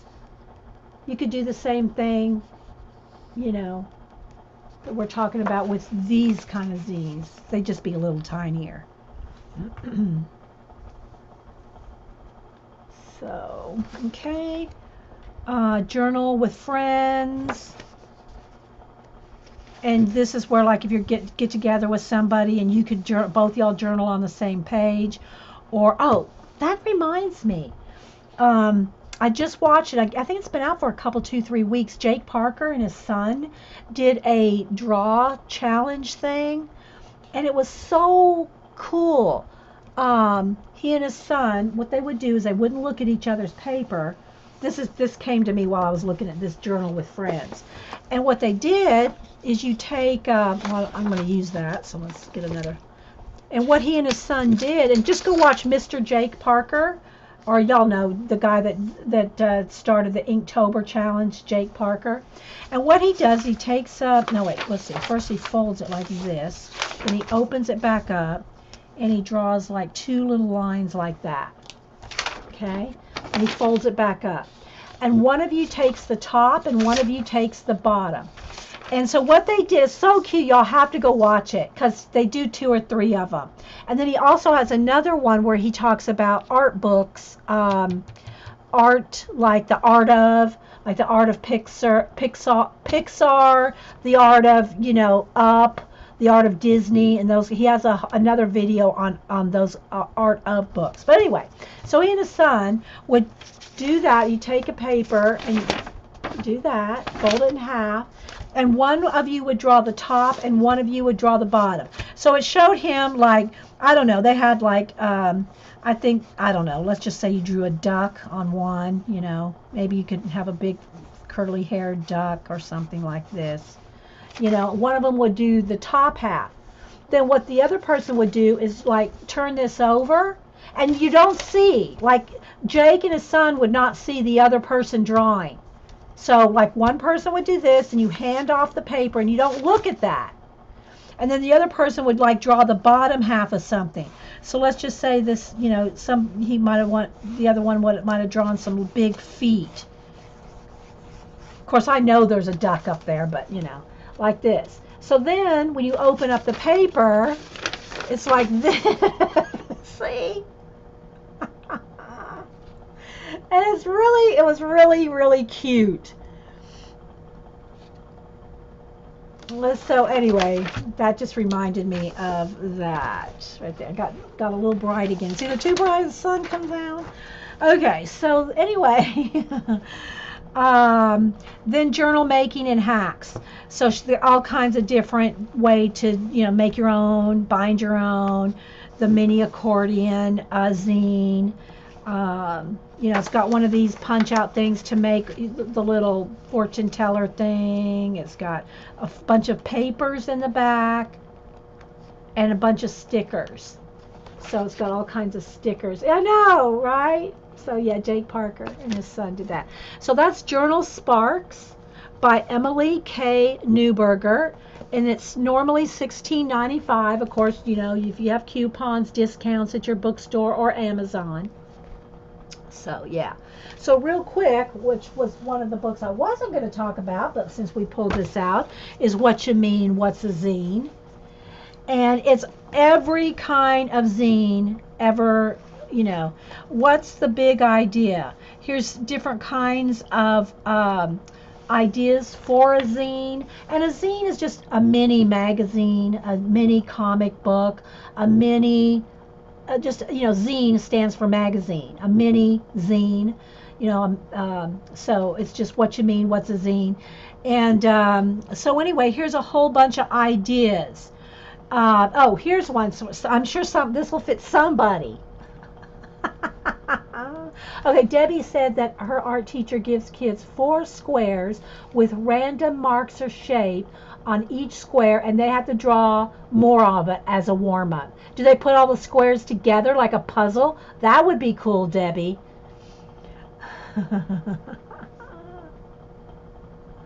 You heard a truck backing up. It's your Amazon order. And it was the garbage truck. Oh my gosh.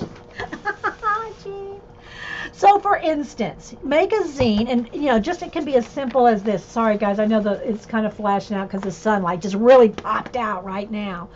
But anyway, be useless.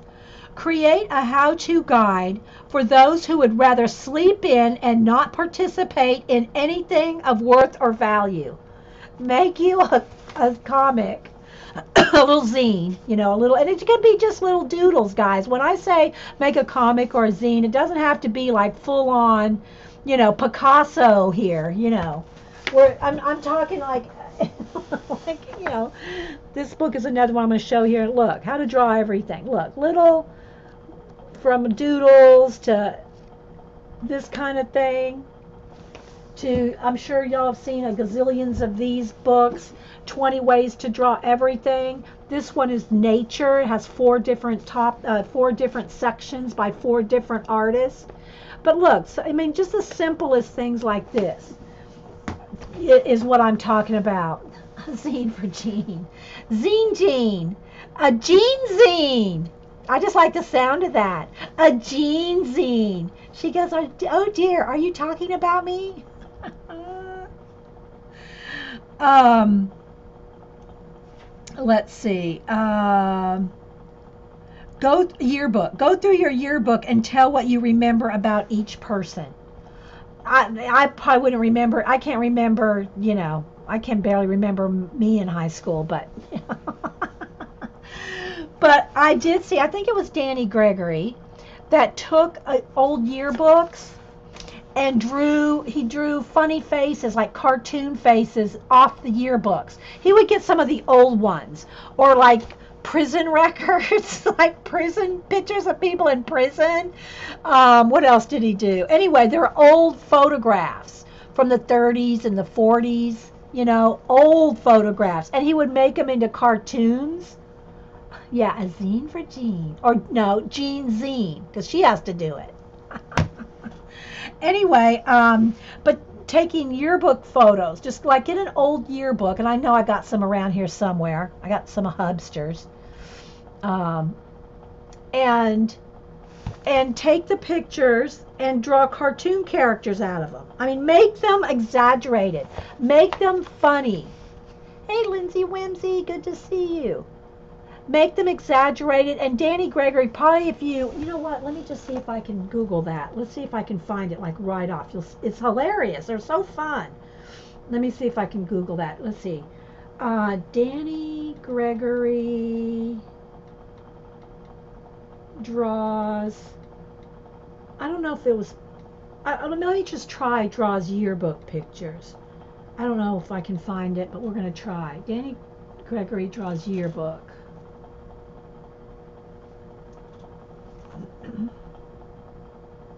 Okay, I found it. Okay. So, here's where he is drawn. Let's see, I think this is individuals. So, look, he's drawing yearbook pictures, but you see how they're not like supposed to be like portraits, right?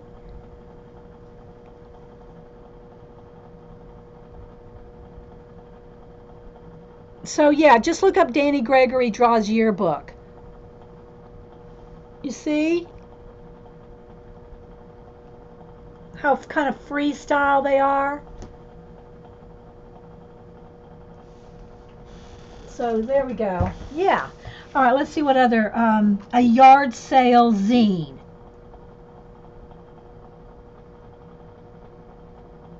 One of those.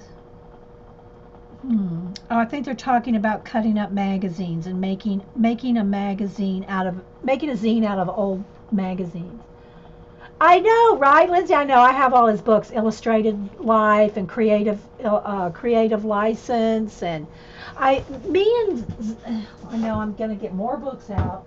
Me and Sister Woman Jonna were going to do his Danny Gregory's Art Before Breakfast project. And I think we started it. We did one day, and then something happened, and we didn't get together again online or something. But yeah, this is drawing every day before breakfast. That's another one. Art Before Breakfast. Little book here. Danny Gregory. Okay, so let's see what else. Bad poetry. Collect every overly sentimental or way too angry poems from the unsuspecting. Collect notes, drawings, writings, rumors, anything from people who live on your block. Another one that's fun to do is if you're sitting in a restaurant or a coffee shop, Starbucks, and sit next to, don't sit on their table, but sit close enough you can overhear conversations. And, if you have a notebook or something and you're writing, no one's going to know that you're writing about what they're saying. But write random things that they say. It could be whatever. I'm going to go here today. What are you going to do? And just and then when you mix it all up and make your own stories out of it, or drawings. When I say do this, so you can do it in drawing or words, and or both. You want a library card to my life? I actually, Travis, we lived in an apartment and there was a lot of kids in the apartment that didn't have a way to the library. And I had a lot of kids' books left over from when my daughters were little. This was before Cam and Boo were born. My grandkids, it was before the grandkids were born. So, but the girls, Annie and Denise, were grown and gone. So there was a lot of little kids in the apartment, and they didn't have books, and they didn't have way to the library. So I made a kids' library. I made little library cards with their name on it, and they could check books out from me. And so they could come check out a book. They couldn't get another book unless they brought it back. And I told them that right up front. If you ever not bring a book back, you can never check out a book from Miss Dee Dee again. Never, ever. You can never check out another book. So they always brought them back. So they brought them back, and I'd let them check books out. Have a couple, I had 2 or 3 shelves, and let them pick from... yeah, they did. They were, little kids, mostly, 6 to 10, that age. So, maybe a little littler, 5 to, and of course, anytime anybody, I taught my daughters and grandkids how to read. So at young age. So, if a 3-year-old came up to me, we were doing phonics right then and there. If they knew their alphabet, I could teach them phonics, and they could sound out words. So they may not know what the big words meant, but they could sound them out. So anyway, that's a whole nother story. Interviews. Write up your list of questions and then attack. We all want to hear a conversation between you and your gaming brother, or the old lady in the nursing home, or your fast food employer, or that graffiti guy. So you could make a zine. Remember, this is What You Mean, What's a Zine? These are zine ideas. Interviews. Even if you made them up.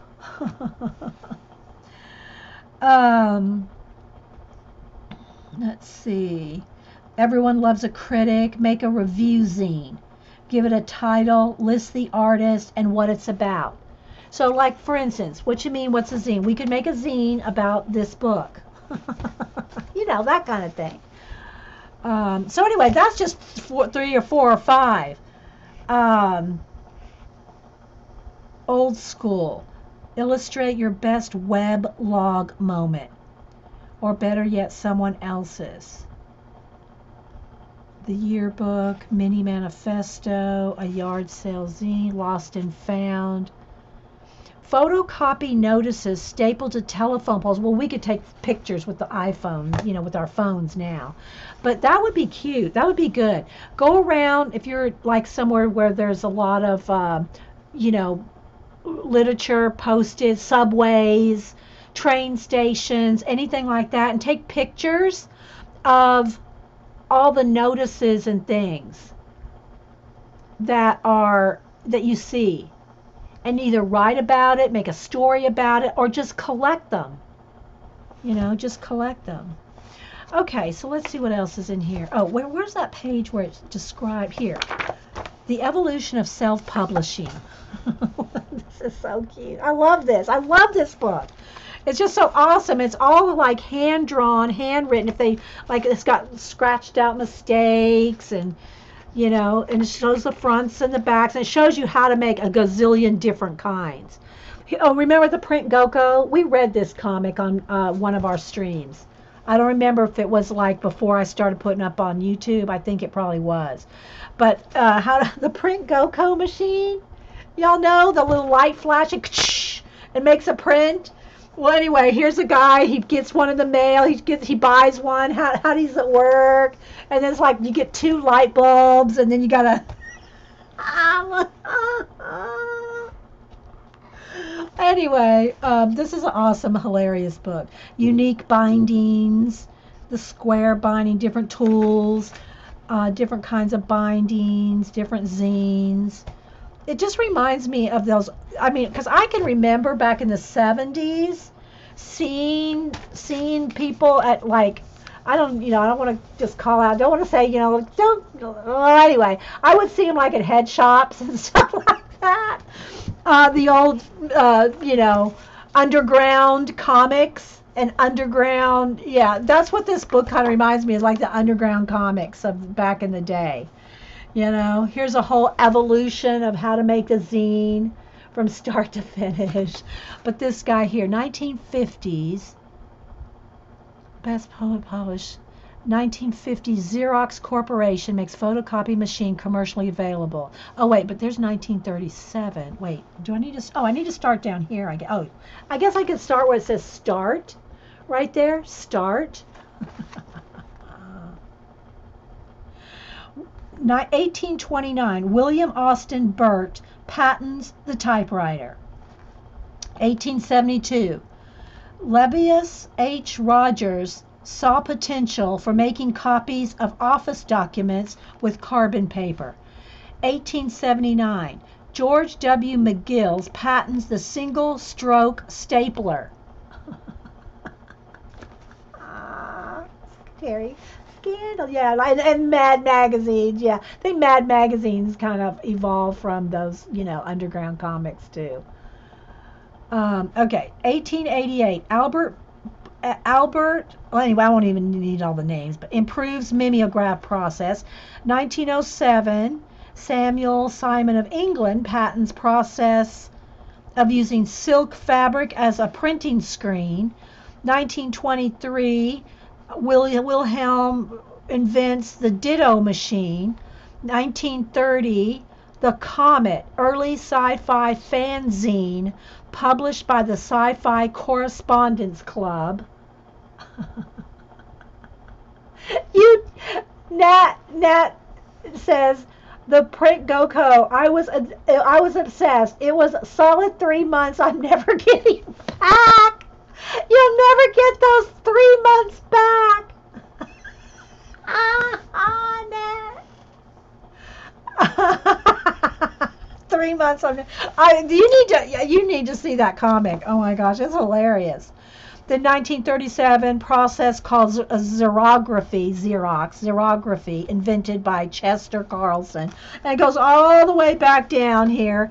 It goes 1970, something in Santa Barbara, California, 1976, surfing. Sniffing glue. Early punk zine started. That was the name of the zine, guys. Don't go out and sniff any glue. That was the name of the zine. 1977, the first print GoCo. 1982, Maximum Rock and Roll Radio Show turned zine. 1982, Fact Sheet 5, a name of a zine that reviews zines. 1984, Apple introduces the first Mac. 1985, first desktop publishing application, PageMaker. 1988, Hewlett-Packard inkjet desktop printer at a competitive price. 1989, Epson releases single pass color flatbed scanner. Early 1990s, Time Warner produces the zine Dirt, inspired by underground zine world. 1991, there's some list of some zines. And in 2000s, e-zines explosion.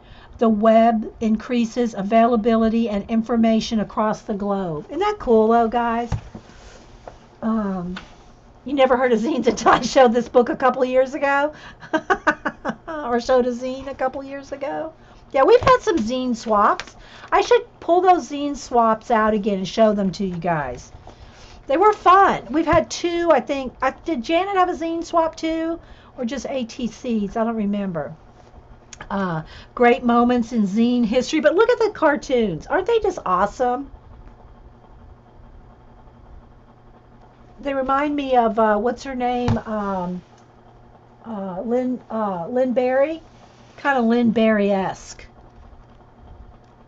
And I have her books too. Lynn Barry's books.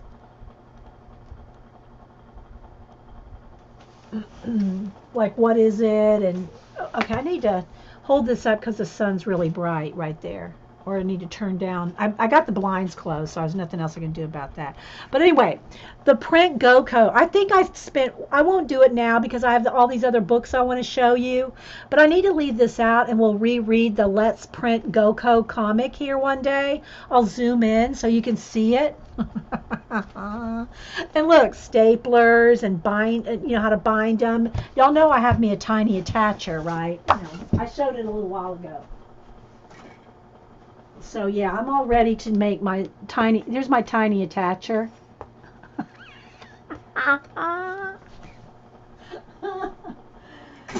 Okay. So anyway, yeah, we've made quite a few zines over the years.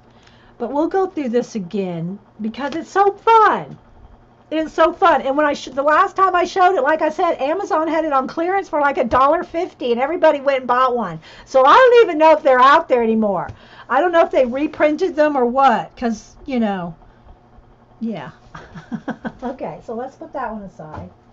Now, oh, and the Art Before Breakfast, I just pulled that off to show you Danny Gregory's draw every day kind of thing. And again, just, you know, keep your ideas and quick sketches and lists and things in a binder. It doesn't have to be anything fancy. This is just copy paper, the kind that you can buy with the hole punched already. Okay, so a couple other books like that are these two. Drawing Your Life and One Page at a Time. Now, I've got probably another 1, 2, 3, 4, 5, 6, 7. I don't know. I probably have a good 20 books like this, and that's not including the Carrie Smith ones that I have bought and read all of Carrie Smith's books that are like these, but I've given them all to Cam because he loves Carrie Smith. Well, he did. I don't know that he has time to do anything with any Carrie Smith books anymore, but there for a while he was carrying around he did this journal at least twice. And he did everything it said. Climbed a tree and tossed it down, rolled over it on his bike, stepped on it, drug it through the dirt, attached a leash to it and drug it around the neighborhood. I think he was on a skateboard or his rollerblades. He put on his rollerblades and drug the book behind him. He did everything that Carrie Smith said. Okay, so these are two kind of similar sketch ideas out of One Page at a Time. Now this book now comes in a blue cover, a red cover, and a yellow cover. I think it's all the exact same book, but it comes in different colors. So if you don't like yellow, if you like red or blue, you can get the same book in different colors. Is it on there, Terry? Bye, Carol. Terry, is the book are there any copies of the zine book left on Amazon? Loves it. Oh, I got nominated for favorite of the week on last week's card. Oh, what group, Susan? What card group are you in? Susan got nominated for favorite card of the week. I don't know what group you're in. Terry, did they have any more?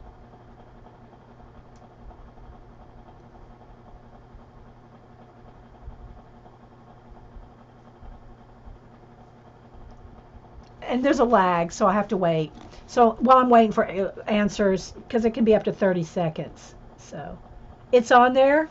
Did you see how many were there, Terry? Or does it say? Congrats, Susan. Split Coast Stampers. Oh, okay.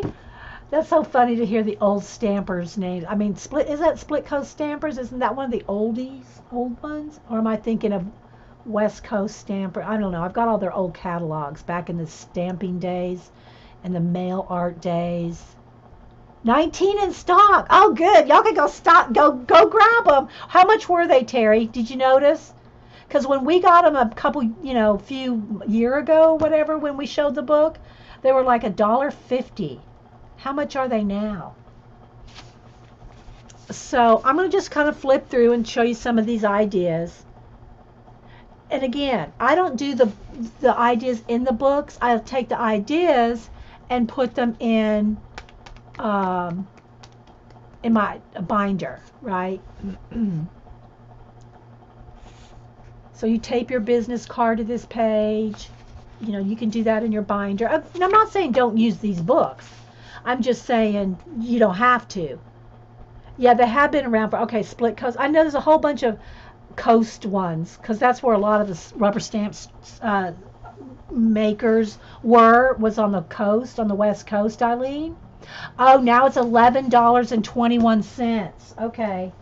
So the zine book has gone back up in price because we bought them all back out there to republish. Oh my goodness. Okay, thanks, Terry. Used from $1.50. Okay. Okay, so anyway, it's kind of like the Carrie Smith idea, where you do different prompts, different drawings, sketches, whatever, and gives you lots of space to write. Describe a childhood birthday, free space. But again, guys, you could do all of this in your 3-ring binder. You don't have to do it in a book, unless you just want to carry this around. Like Wreck This Journal. You kind of had to carry that one around. But if you don't want to carry a journal around, then just make your own. I like more space, you know. I like more real estate on a page than a little book. Although I love my little magazine idea, our little idea collecting magazine. But that's a whole different thing. That's for painting and collaging and other things too. Playground. But if you do like carrying a journal around, then something like this, because there's plenty of blank pages that you can, write your own stuff. You can, use some of their space for what the author is telling you to do. But then there's also blank pages where you can, write whatever, draw whatever. And this one has quite a bit of, they got all kinds of things like just odd things, But again, you could make a zine with one of these ideas. Go to the grocery store. What do you see? Spy on the shopping carts. What do you think is for dinner? Who buys the most snacks? In other words, people watch. And again, that takes some time. If you're a hurried mother and you got 3 kids in tow, you're probably not going to stop and write down what you see other people purchasing. Just saying, So, but you could, instead of having a book with you like this, you could have one sheet of paper with you. One little piece of paper and a pen. I made and just to show how much you can get in one little piece of, let me see if I can. Here we go. Does this have my stuff in it? Okay. When I went to the beach a few years ago, we don't go to Savannah as often. There's my mailman. I need to go out and see. He's sitting there. Is he going to bring me something? Is he walking up? Is he just sitting there? Wants a cup of coffee? I don't know. But when he goes by, guys, I'm going to go out to the mailbox because I'm expecting some stuff in the mail. And I told y'all my mail someone robbed my mailbox last week, and we had to get new bank accounts, and oh, what a mess. So as soon as maybe he's just sorting some mail. As soon as he drives away, though, I'm going to run out and get my mail. There he goes. Let me go run and get my mail, and then I'll show you this real quick. Hang on, guys. Let me just run and do that.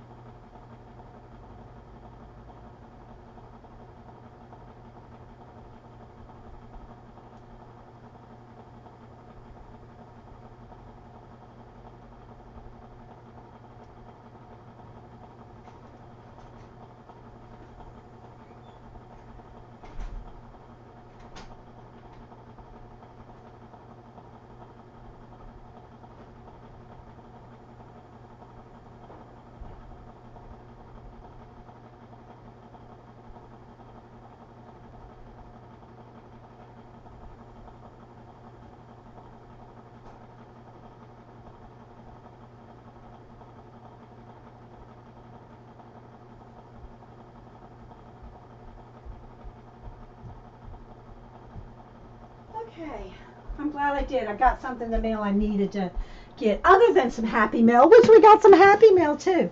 And I got me some cranberry juice. So I got Happy Mail from Miss Vicky B. So we'll open that up. Maybe we might have to make this a two-parter. I have until 1. Jean's not streaming until 1, filling in for Janet. So I got a package here from Miss Vicky B. We'll open that maybe in part 2. So y'all have to wait. Wait for it. Okay, so what I was going to show, hang on, because I ran to the mailbox, ran back, got juice, ran up the stairs. So I just wanted to show you that you can take a whole sketchbook with you to the beach. So, yes, this is a whole sketchbook.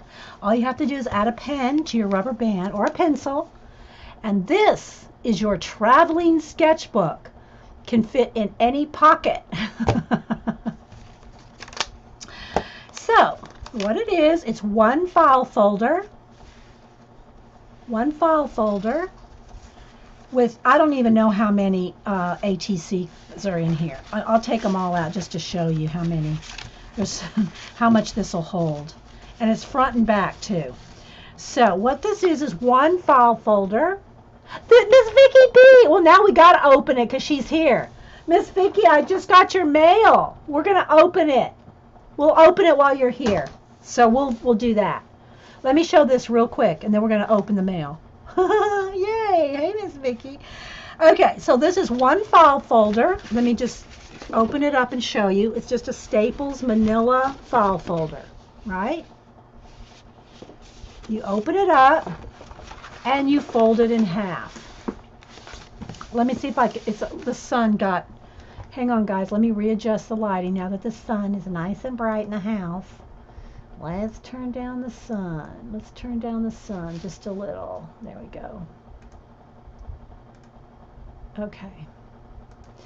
So you fold this, you open, so here's the file folder, just like this, one of these. You open it up, you fold it in half, then you halfway fold the flaps down on either side, like that. And then you just fold there, and you fold there, and you have a little booklet. And it's front and back. And we have made zillions of these, and I'm not joking when I say a zillion. They're not uploaded to YouTube as before I was putting on YouTube. But anyway, so they're little booklets here. And I have, this is cardstock weight, probably, and this is not even as many as I can fit in here. So I took this to the beach with a pen. I think I had a pen and a pencil because I do see some pencil smudging. So a pen and a pencil, and just drew every little thing at the beach on little ATC cards, 2.5 by 3.5. A little crab, a little bird, a little shell, my flip-flops, the pier. This was in Savannah. There's a Savannah pier. Little umbrella with somebody sitting under it. They're just, I mean, they're literally 10 seconds. No joke. They're just quick little sketches. Nothing fancy. So anyway, and I have here, that's probably about 10, 20, it's probably 30 right here. And I know this holds at least 50 because we've done that, shown that before. But look, if you just even put 10 in each pocket, and there's front and back, look, you barely even know there's 30 ATCs in there. And you could get like 50 in here, more. One book July. No, Miss Vicky, no, I'm not doing that because I'm not a planner. If I'm not mistaken, and Miss Vicky can talk more about it in chat, one book July is where, you know, people that have lots of planners and journals and stuff, they use one book in July. Am I right, Miss Vicky? They like make themselves use one book instead of multiple planners, because planner girls, just ask Miss Vicky B, planner girls don't just have one planner, just saying.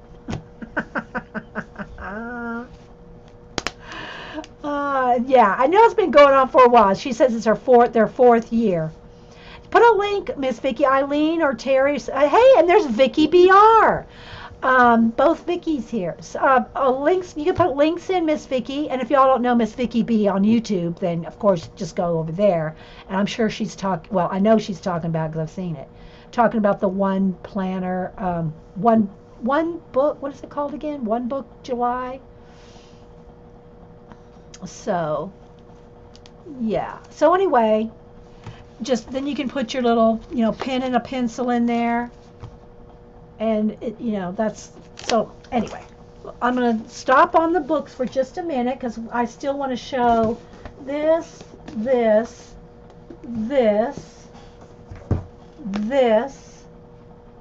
I think that's all I've got to show.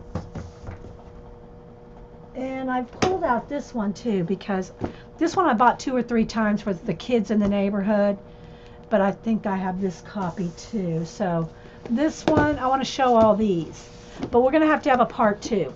So let's take the moment. Let's end this show with some Miss Vicky B mail.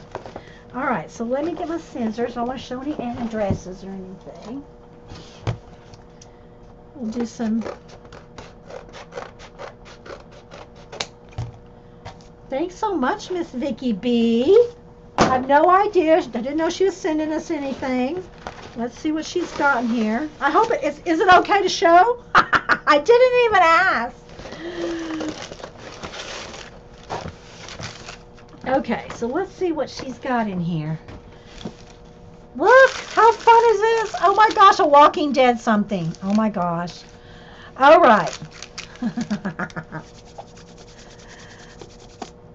Okay. Okay, she's okay. All right, so first off, the first thing that I see, oh, look. Oh my gosh, it's a little cloud hanger. Oh my gosh. This would be so cute just to hang. I mean, I don't know. It's got a little sticky thing. What do you use these for, Miss Vicky? I would think it would be so cute on Lappy. Oh my gosh. Video doing an intro on. Okay, so, it's Miss Vicky. It's the links weren't open. Eileen or somebody can open links again. But if y'all don't know Miss Vicky B, B-E-E. It's Miss V-I-C-K-Y B-E-E. Now you don't know, you can figure something out? Oh, it's so cute. I have to hang it somewhere close on one of my boxes. It's just so cute. Look. Oh my gosh, it's so much fun. Yeah, post it again, Miss Vicky, for the girls in chat. Okay, A Walking Dead. Now, y'all, if y'all don't know, maybe Miss Vicky knows that they film The Walking Dead like within sometimes 3 miles to 30 miles in that vicinity of where I live. And it just so happened, and I think Hubster's the one that knows this because he's out and about and he sees this all the time, and he's out down exactly where they film. He sees where they have roadblock things. He knows the bridges that they're filming on and where they're filming, and the prison and all that's just right not far from here where they filmed all that. But anyway, this was over the weekend. I did take a picture of it. I didn't post it anywhere, but I took a picture of, where is it? Here. So when we were going on to the bookstore this weekend, these signs are posted everywhere. See that right there? Those are production signs where they're filming. Now, I can't say for sure that this is a Walking Dead filming production sign. But when you see these, that's what they are. And then what they do is down from my house, they say that they're mowing the centers. They're mowers at work. They're not mowing. They have those roads closed off for The Walking Dead. They're filming The Walking Dead. But anyway, so yeah, that's a production sign things where they're filming. Like, I told Hubster, I said, let's follow them. He goes, no, because it could be 30 miles worth of them. Kind of like when you go on those, my daughter and I have gone on looking for yard sales. And they said, turn right here, go 5 miles there, yard sale, this way, you follow them, and there's nothing. You're out in the middle of the sticks, and there's no yard sale. It's like, what? Anyway, so back to the Walking Dead journal. Hey, Packer Die, good to see you. You see them all over California? Exactly, Terry. But, for our little town, as far as I know, they're not filming anything else around here but The Walking Dead. And I don't have it on this phone. I did a little video. I posted it on Twitter probably about at least a year and a half ago to Vicky BR, who she and I would tease about Walking Dead things. And so I was down at the town where they film, and they have the stars. I mean, like the stars in the sidewalk, and now Daryl owns a restaurant down there. He didn't own the restaurant when we were there, but so I filmed a little thing. I don't know if I could find it real quick. I'll try to like scroll and talk at the same time. And I filmed a little thing next to the Walking Dead cafe, and I went, "Help me, Vicky!" Not Miss Vicky B, but Vicky BR. Help me, Vicky. Vicky, help me. I'll have to find it later. So anyway, yeah, it's like a little Travelers. Look, it's a little Travelers Walking Dead.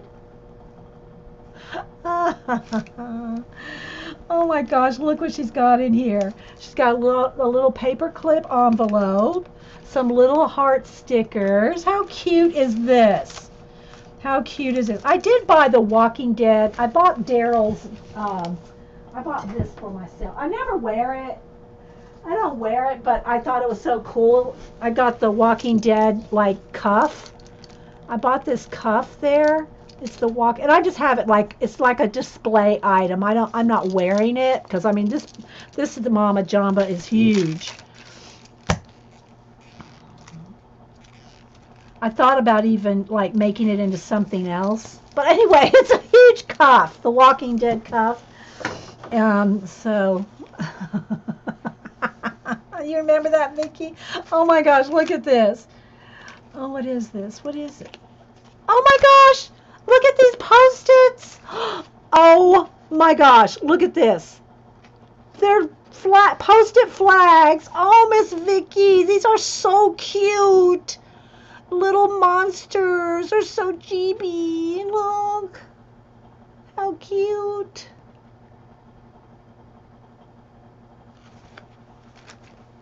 Oh, look how cute they are. Little flags, and they're all in the little VW bus.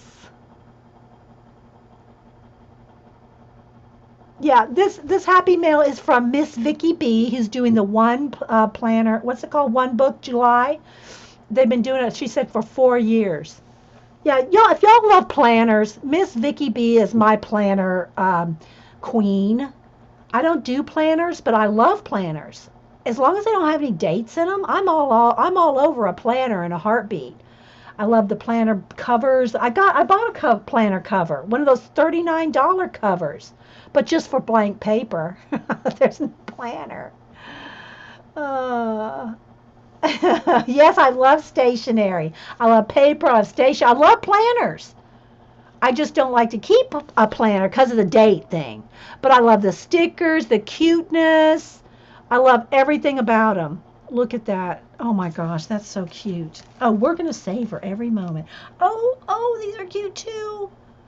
Paris. Oh, look, there's a little sticky notes, and then all of these are flags. I mean, like, not just a flag, but Post-it note flags. The camera. Oh my gosh. How cute. You had a bus exactly like that, Subin? I've ridden in many. I never owned one. Well, I've owned vans, but not a VW. So let's just keep going here. What's this other little goodies? Oh, I love little goodies like this. Hey, Julie Topaz, good to see you. Oh, look, it's a little Eiffel Tower charm. Oh my gosh, Memo appears as a little Eiffel Tower charm. You know who needs this, right? Do I need to say who needs this? Does anybody know who needs this? I know who needs this. It's a little phone. I guess you could use it on your phone, or I don't know. Do phones have those things where you can? I don't hang anything on my phone, but I guess you could. But a journal charm. A journal charm.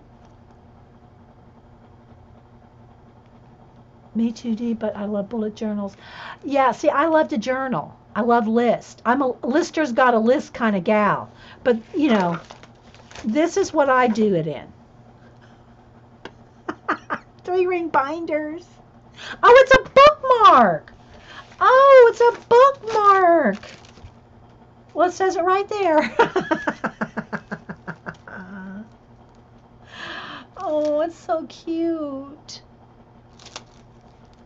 Yeah, I'm just wondering if anybody. Yeah, Jean got it. Yeah, Paula. Paula needs the Eiffel Tower bookmark. What else is in here?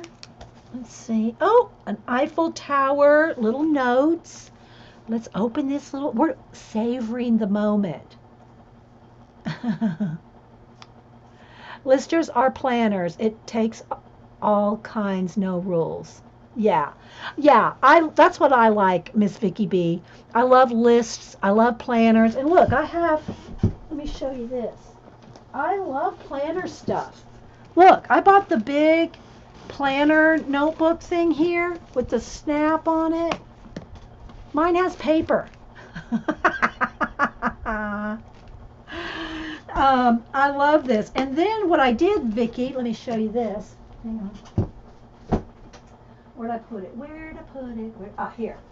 What I did, because I love that. I love the idea of these planners and lists things. Let me just take it apart here.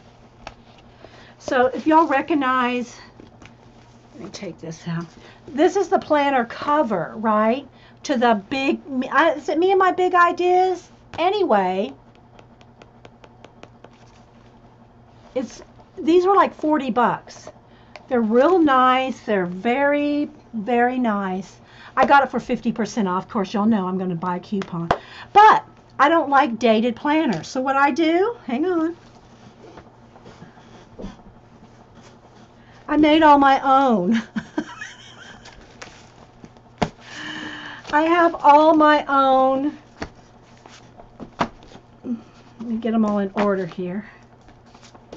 I made my own inserts. So these are all my own inserts. Told you guys, it's cray around here, people, with books and notebooks and idea journaling. So, and I have each one's a different topic. So each one's a different topic. And they all can fit in my own, it's my own version of the planner.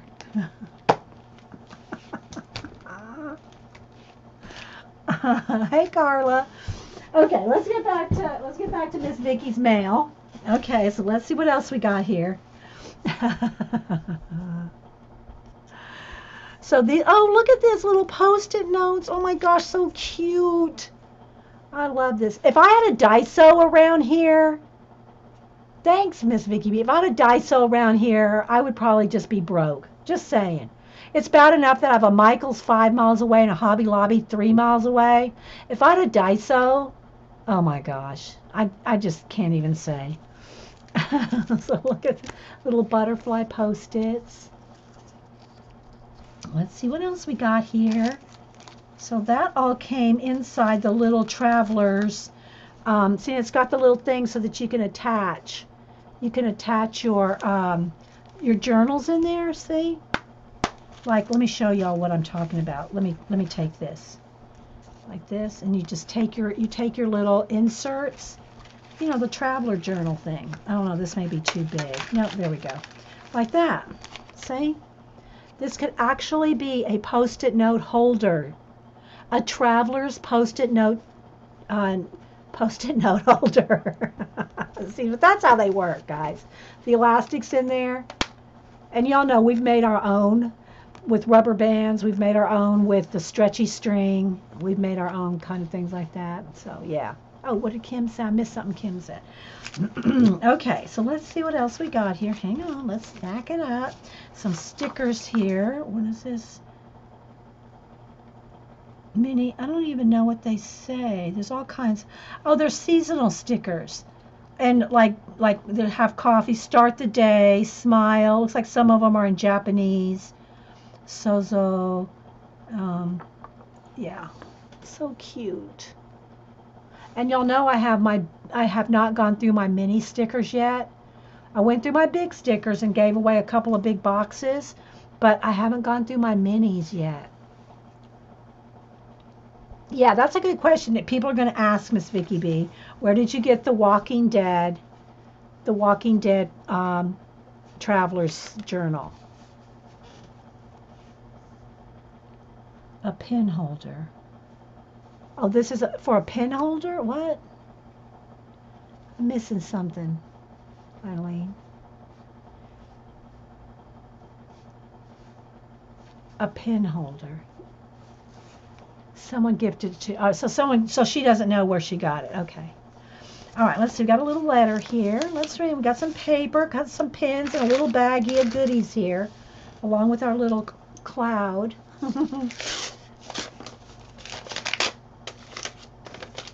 If y'all follow Miss Vicky B on Instagram, y'all need to. Miss Vicky B, wanted to send you some goodies. Please feel free to share when we do with the friends in the box. Thank you for all you do online. I enjoy your. It's just down to juice. Thanks for all you do, Miss Vicky B. Oh, I love your stationery. Did you handwrite that, Miss Vicky? Is that printed? It's so pretty. Dee Dee, how long ago did you buy that leather cuff? Oh gosh.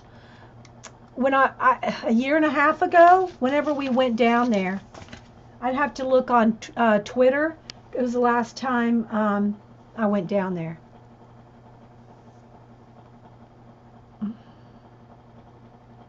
Let me see here if I can find a moment. Let's see, profile, media.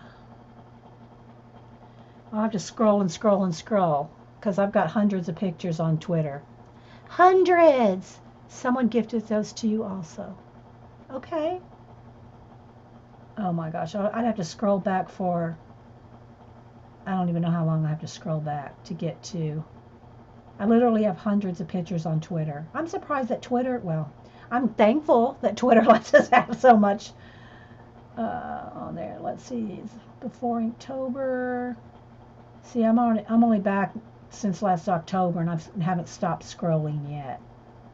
Yeah, I don't know, guys. I don't know. A year and a half ago, maybe. All right, let's jump out. Oh, look, another little cloud. I love these little clouds. They're so cute. Look at those sweet little faces.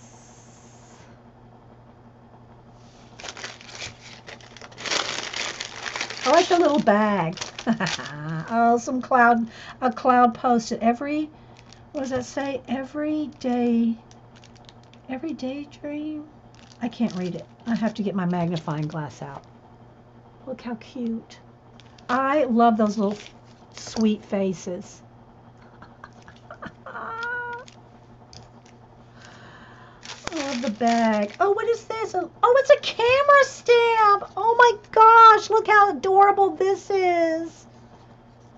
Yeah, this is a traveler's fabric notebook. Yeah. If y'all were looking at, yeah, everybody's fascinated with it. Oh, you found it, Eileen? Eileen found it on Amazon. So, yeah. Right? Is that what you're posting there, Eileen? Is you're posting the Amazon link so y'all can find this on Amazon? Just probably look for Walking Dead Traveler's Notebook, if that's what Eileen just posted. Look at this little camera stamp. Oh my gosh, this is what it will stamp. That's what the stamp looks like. I know, and it's a little, look, it looks like a camera. That's the little handle. Isn't that so cute? Currently unavailable. Okay. Sorry, guys. Should we pet it?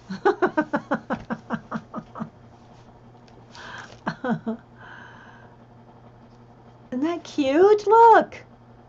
What a idea.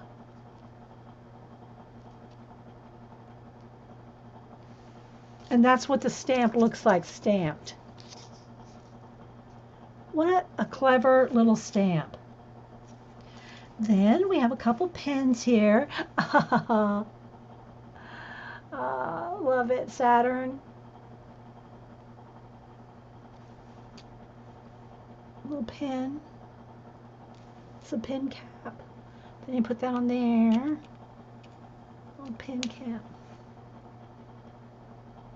And then this one. Oh, the cloud again. Oh my gosh, they're so cute. Where do you get this stamp? Let's see what it says on here. Pulov, P-O-U-L-A, looks like V-N.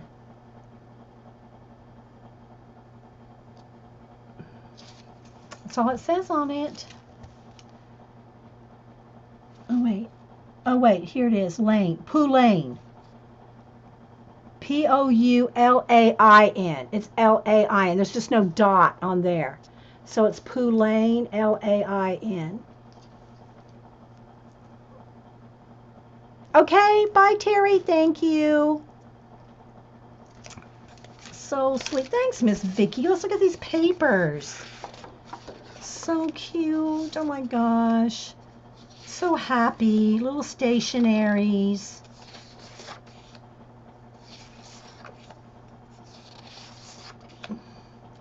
We could make mini zines. Let's make a mini zine real quick. We're going to make a quick mini zine. Let's see. So let's see what we can do here.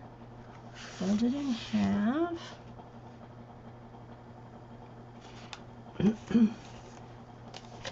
Bye, guys. Thanks. All right, so let's see if I can think about how to do this way and then this way. Let's see. And we need to fold it this way, I think, to make it small. Let's see. I want to make a small one. Let's see. Okay, so now, let's see. I was trying to make a double. Maybe I just didn't need to fold it that many. Because it's not it's a square, it's not a rectangle. I should make it this way, that way, and this way. I want it tinier though, so I need to cut this smaller. Let me do another one. Hang on, because I want to make it tiny, but I don't want it square. So let me see here. I'm just gonna zip right up here and get the paper cutter. Okay, so because it's 8, so let's just make it about 7, 6.5. Let's just try that. Okay, so we're gonna.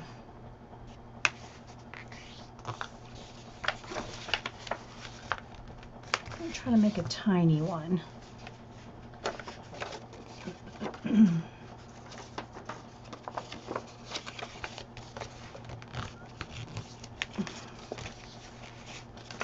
Hang on, guys. All right, now let's open this up. And let me get my knife and my cutting mat.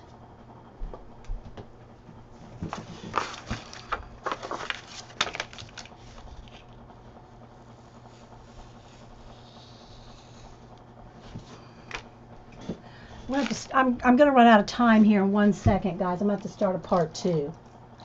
So, okay, let's go this way. I need my bone folder, really, technically. Get it nice and sharp. Let's go this way with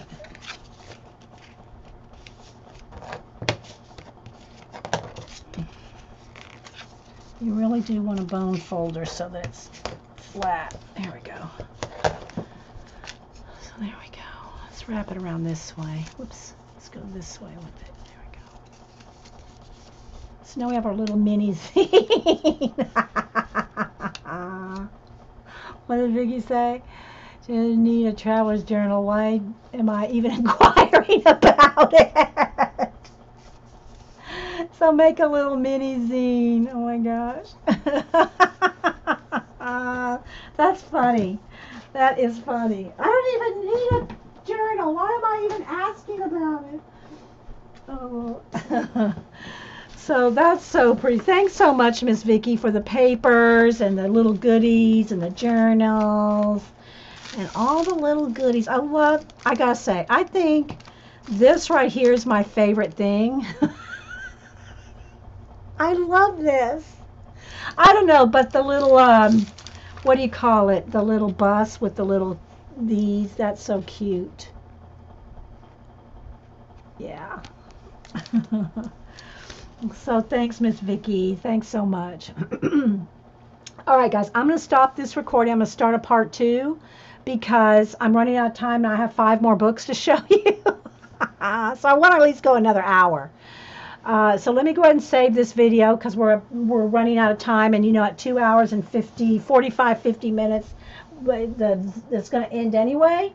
So let me go ahead and stop this and make a space, and then we'll continue on with the book. So thanks again, Miss Vicky, and thanks, Miss Annie V, for sending the Beatrix Potter book for Mom. So we'll be right back. Thanks, guys.